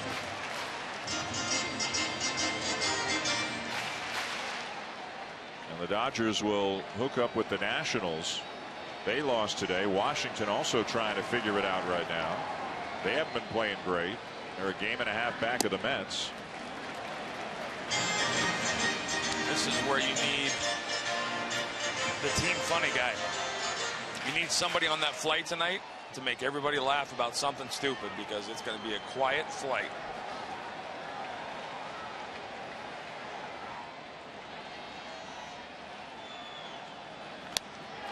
Hook foul. Do they have that guy? Do they have the leader or the guy who can unify the team, bring everybody together? Who is that guy? I think if they did, they wouldn't be here. Because I think when we were watching them play on Friday, they were doing some things that just didn't look right. Doing things that guys would stand up and say, you know what, you can't do that. I don't think that's a pitcher. I think that's a position player. As bad as they've looked, they're still in first. Yep. Even with this loss, they'll be 3 games. Even with a loss tonight, they would be 3 games ahead of the Giants, because the Giants aren't playing well right now either. Well, they haven't lost anything. You got 2 of the best pitchers in the game as your 1-2. I think you just have to. You have to will yourself out sometimes.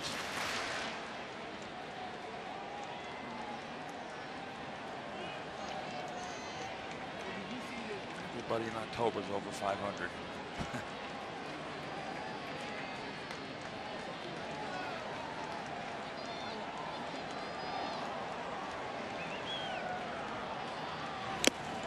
Finally, the inning is over. 9 runs for the Pirates, capped by the home run by Jung Ho Gun. And Pittsburgh leads 12-5 at the end of 7. Looking for the sweep.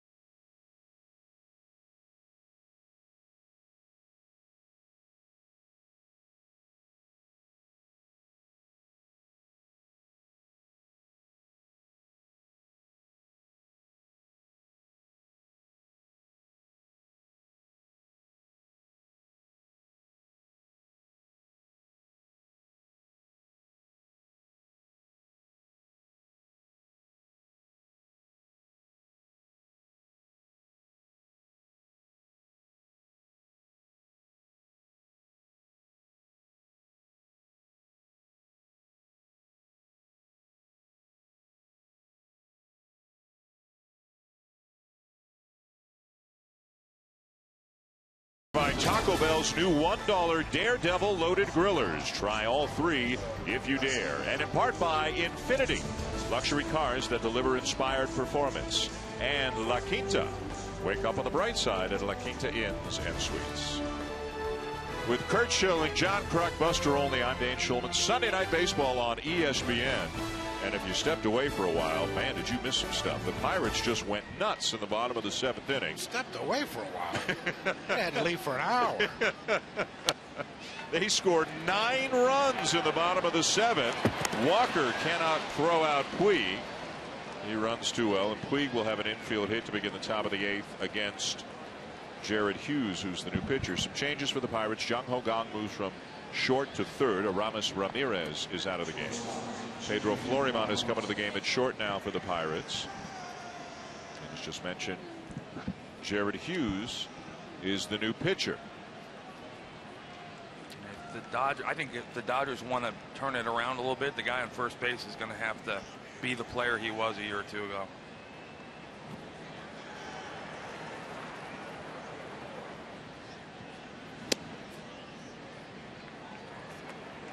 Danny B? Well, I don't know. He was busting, getting down. He's an incredible physical talent. Rollins 1 for 4.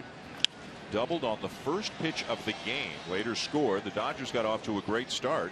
We're up 2-0 after an inning, 3-0 after 3. We're up 5-1 going to the bottom of the 6th. Pirates got bottom of the 5th rather. Pirates got 2 in the bottom of the 5th and then 9 in the bottom of the 7th. Their biggest inning in more than 3 years.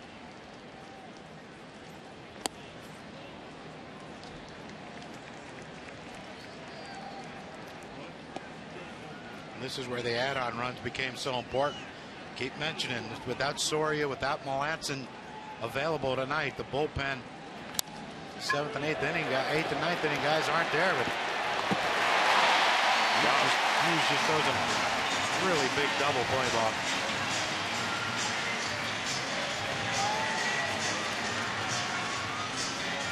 Now this is what happens when you throw an effective sinker. And that's what Hughes threw right here to Jimmy Rollins. Got it down and away. A little roll over to Neil Walker to Florimon, and there goes that rally for the Dodgers.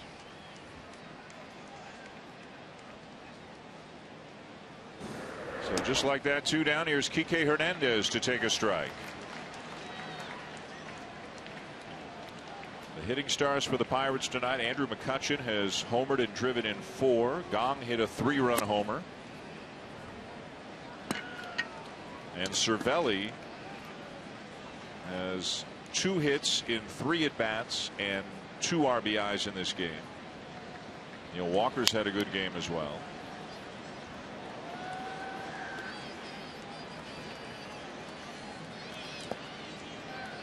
I mean, when you score 12 runs, you can pretty much go over the whole list. Just about everybody. But when you look at the scoreboard, you see both teams with 13 hits and 9 left on. It's 12-5. Right.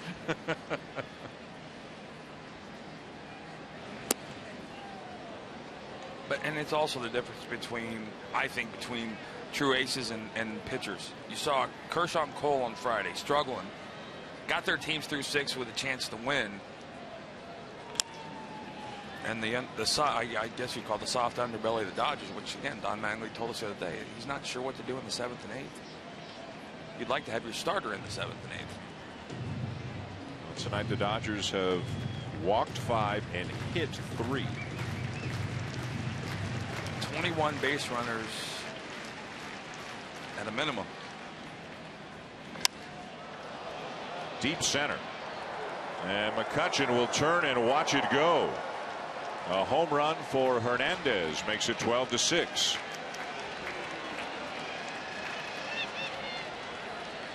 Line drive.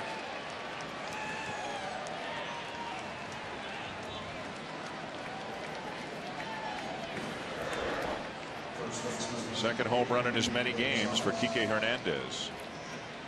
Heavy sinker that stayed up, but I'll tell you what, Kike Hernandez got some pretty good pop. That was a line. The extension. No, that's what I love. I love that high, long follow through.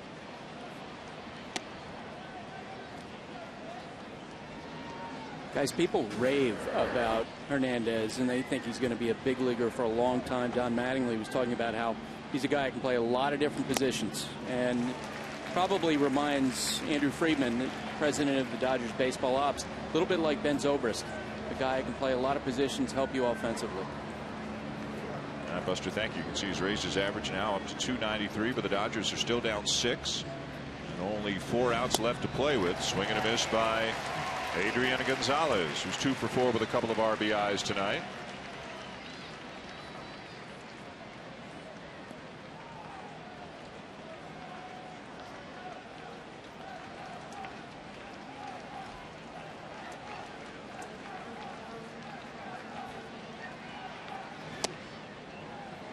Down and away.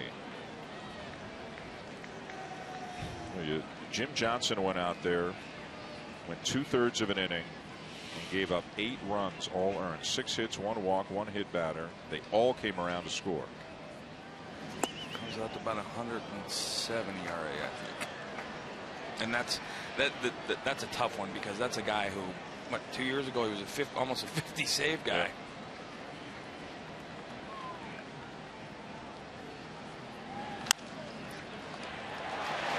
Hot shot to second, inning over.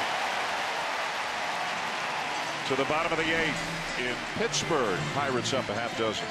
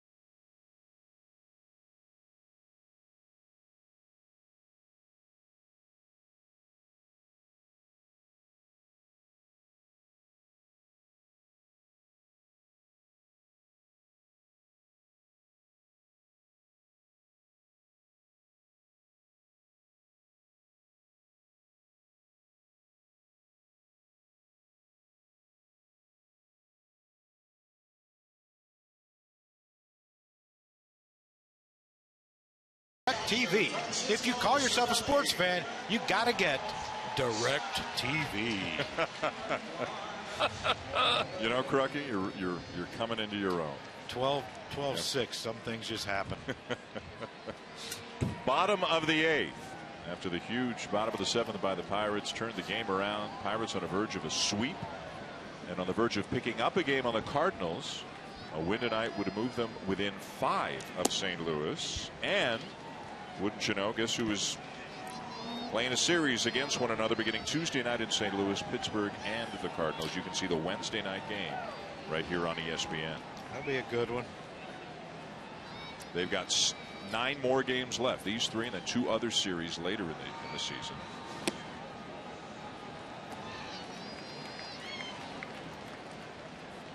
Pretty good division, huh? Those top 3. Tell you what. 3 teams. I think it looks like there's going to be 3 teams from the Central in the playoffs.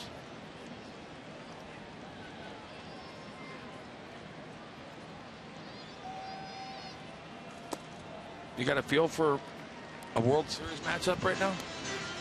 No. This is the toughest sport to predict by leaps and bounds, right?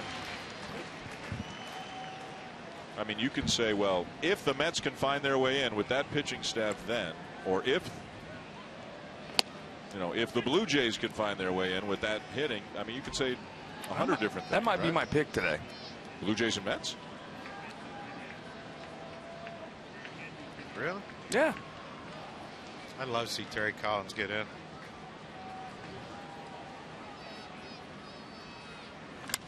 Oh. Cervelli demolishes one to left field.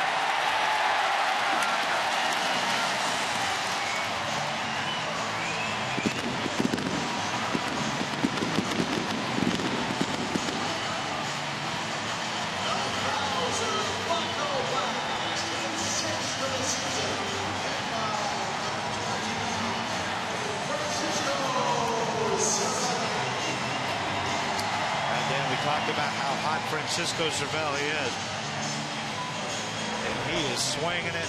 Look at it, that short stride, that extension on the front foot, and that one as soon as it left the. You hear that sound?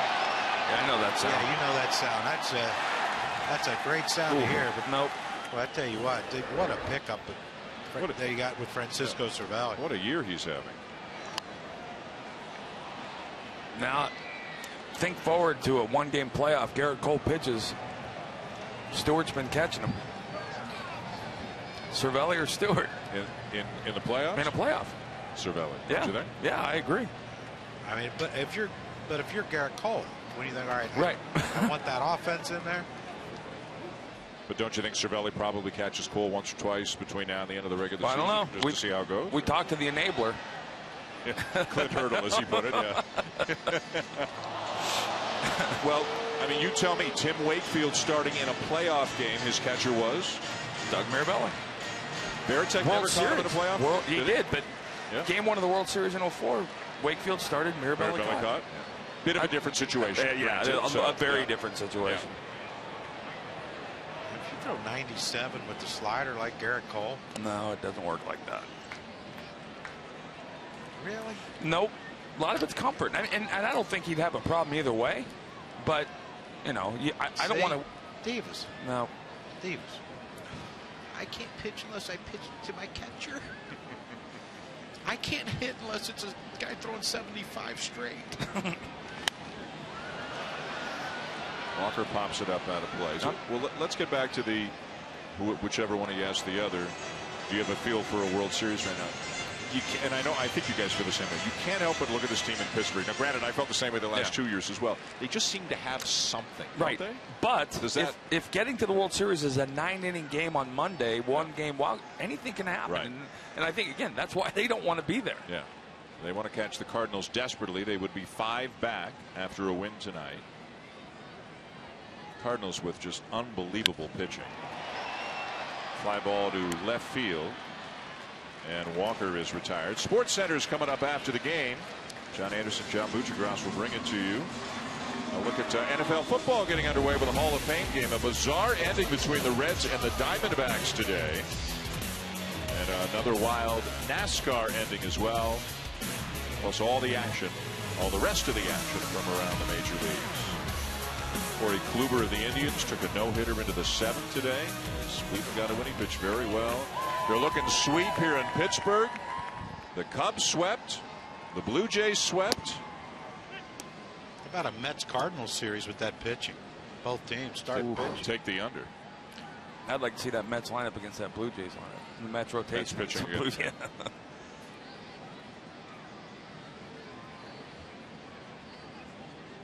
Sean Rodriguez hooks one into left field, a base hit. Who do you start game one if you're the Mets? Let's say you win your division, you don't have to play in a wild card game. Don't care. Who do you start? Don't care. DeGrom, Harvey, Syndergaard. Yes.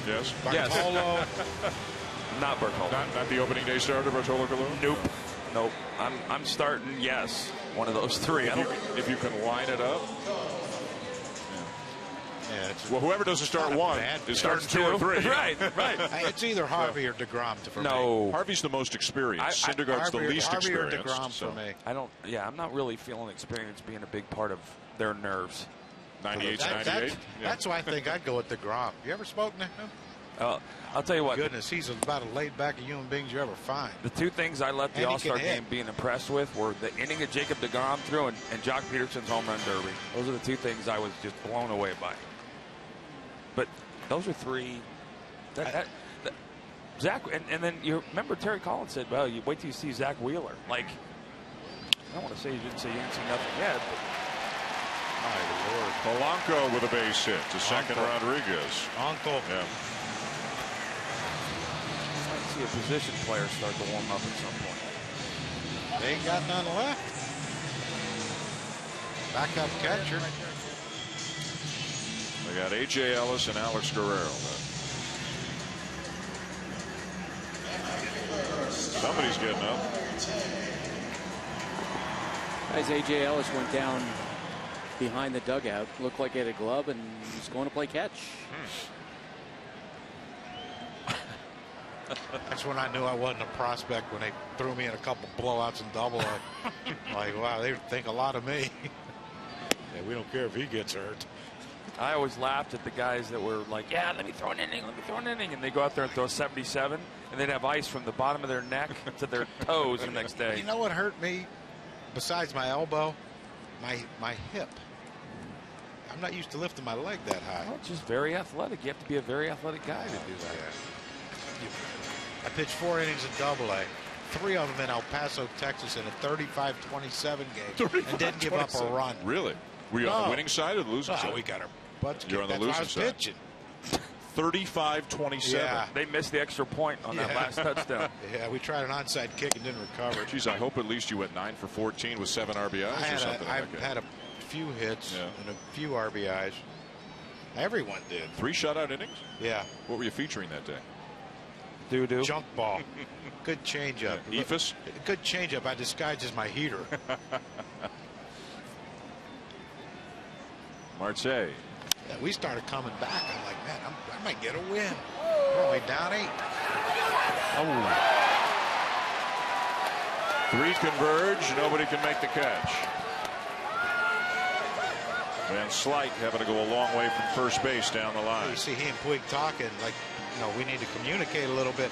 Puig pulled up on the ball. And if you're the right fielder, the hardest thing to do as a first baseman is go back and catch the ball. But we can't tell right there if Van Slyke's calling for it or not, and calling Puig up. You see Van Slyke look and see where Puig was, and Puig looked down and didn't look back up. Like,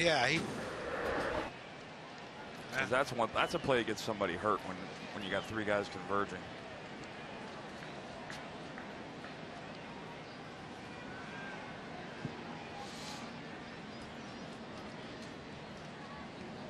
Two. Ground ball to short. 1 and not in time at first. Fielder's choice, first and third, 2 down. Which means McCutchen will come up again. And listen to this ovation after the 4 RBI night that he's had in this game.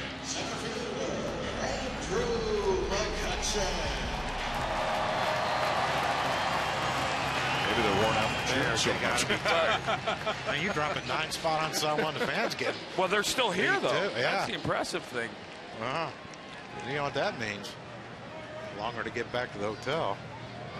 By the way, it's a sellout tonight. Yeah. The Pirates are 14-3 in sellouts at home this year. I don't know what that means, but they have played well when the ballpark's been packed, and not when it's packed. It's a lively crowd too. Yeah. It's not a quiet crowd here in Pittsburgh.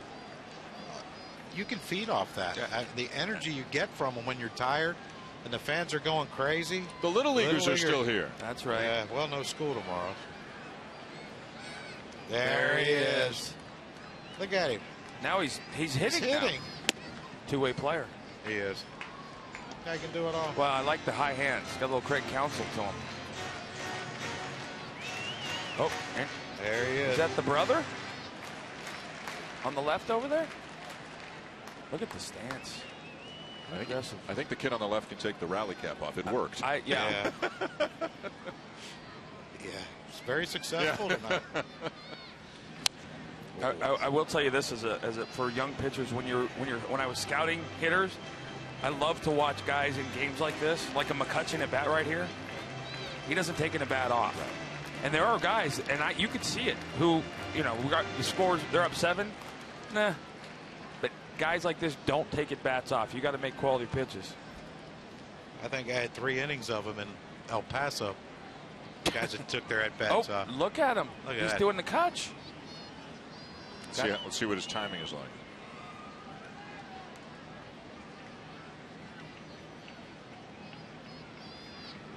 Oh. Well, he might have been out in front. Like Andrews, a little late. Inning over to the 9th, 13-6.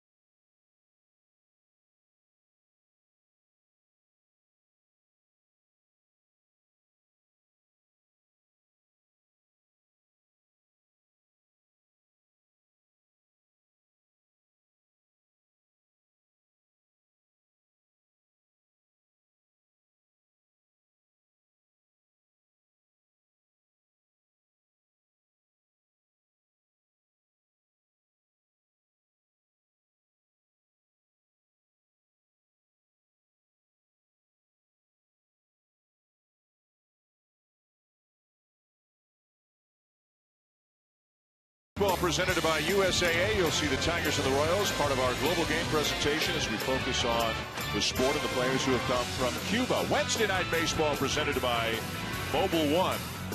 It'll be Cole and Walker, the Pirates and the Cardinals, and then Sunday night we will be in Kansas City as the Royals host the Angels. By the way, Johnny Cueto expected to start tomorrow for Kansas City against Detroit. We have arrived at the ninth. 13-6 Pittsburgh. Antonio Bastardo on.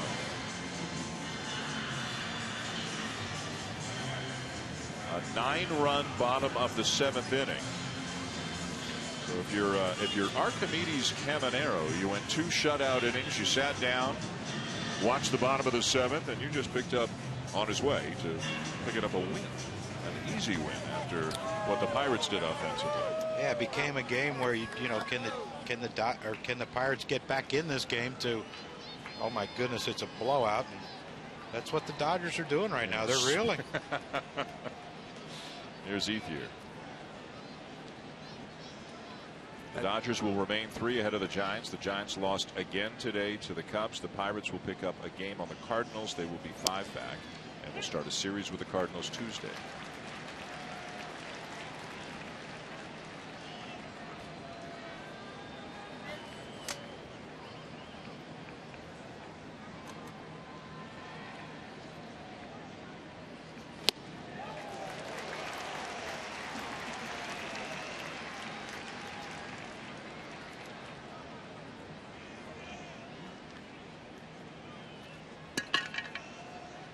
Another rally cap. A couple more rally caps. They paid off tonight. Nothing safe here, is there? One down.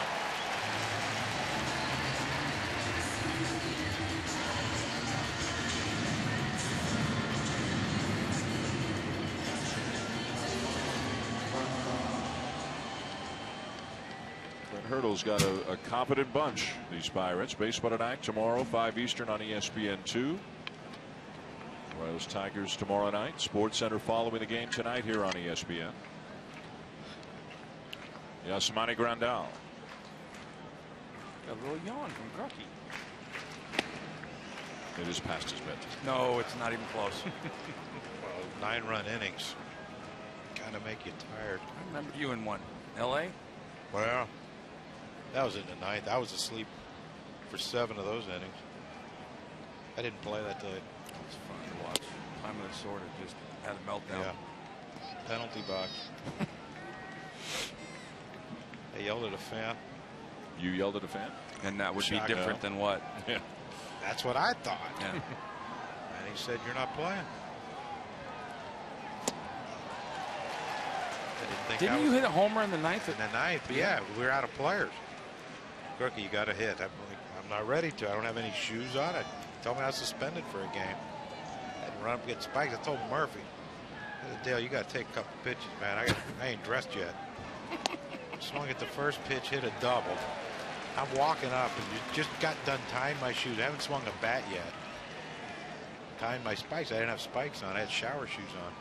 So when they use the phrase, "She'll a guy who could roll out of bed and swing the bat," that this was is the guy that we're talking about. Absolutely where this thing came to fruition. Yeah. High fly ball right center. 2 down. I just remember we scored at 9 runs in the ninth. I think it was 9. In the ninth inning to take a 1-run lead. Yeah. And Darryl Knowles, our pitching coach, is, "Come on, guys, let's get some more." I'm like, "Are you kidding me? We scored 9. How many more do you want?" They got 9 tonight. The bottom of the 7th. Yeah. They're leading 13-6. They're on their way to a sweep. Alex Guerrero will pinch hit.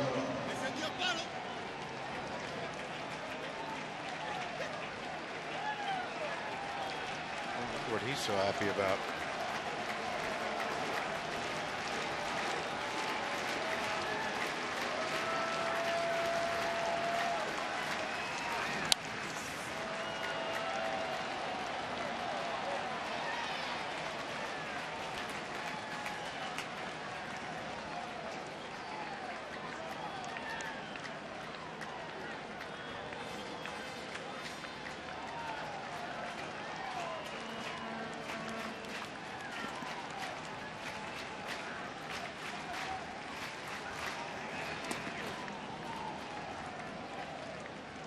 Going to be an interesting series between the Dodgers and the Nationals that begins tomorrow. 2 very talented teams trying to figure it out right I think, now. yeah, both in the same boat. Yeah. And you thought that this could be a National League Championship Series preview, and right now both teams are really.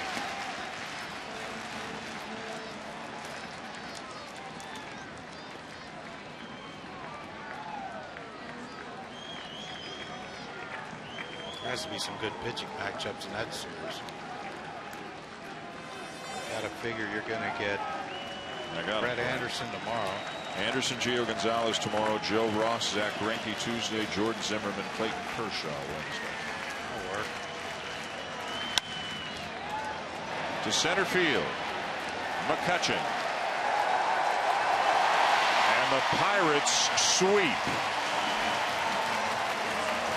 The final from Pittsburgh, Pirates 13, Dodgers 6. For Crucky, Schill, Buster, and the whole gang, I'm Dan Schulman saying thanks for watching. Here comes Sports Center.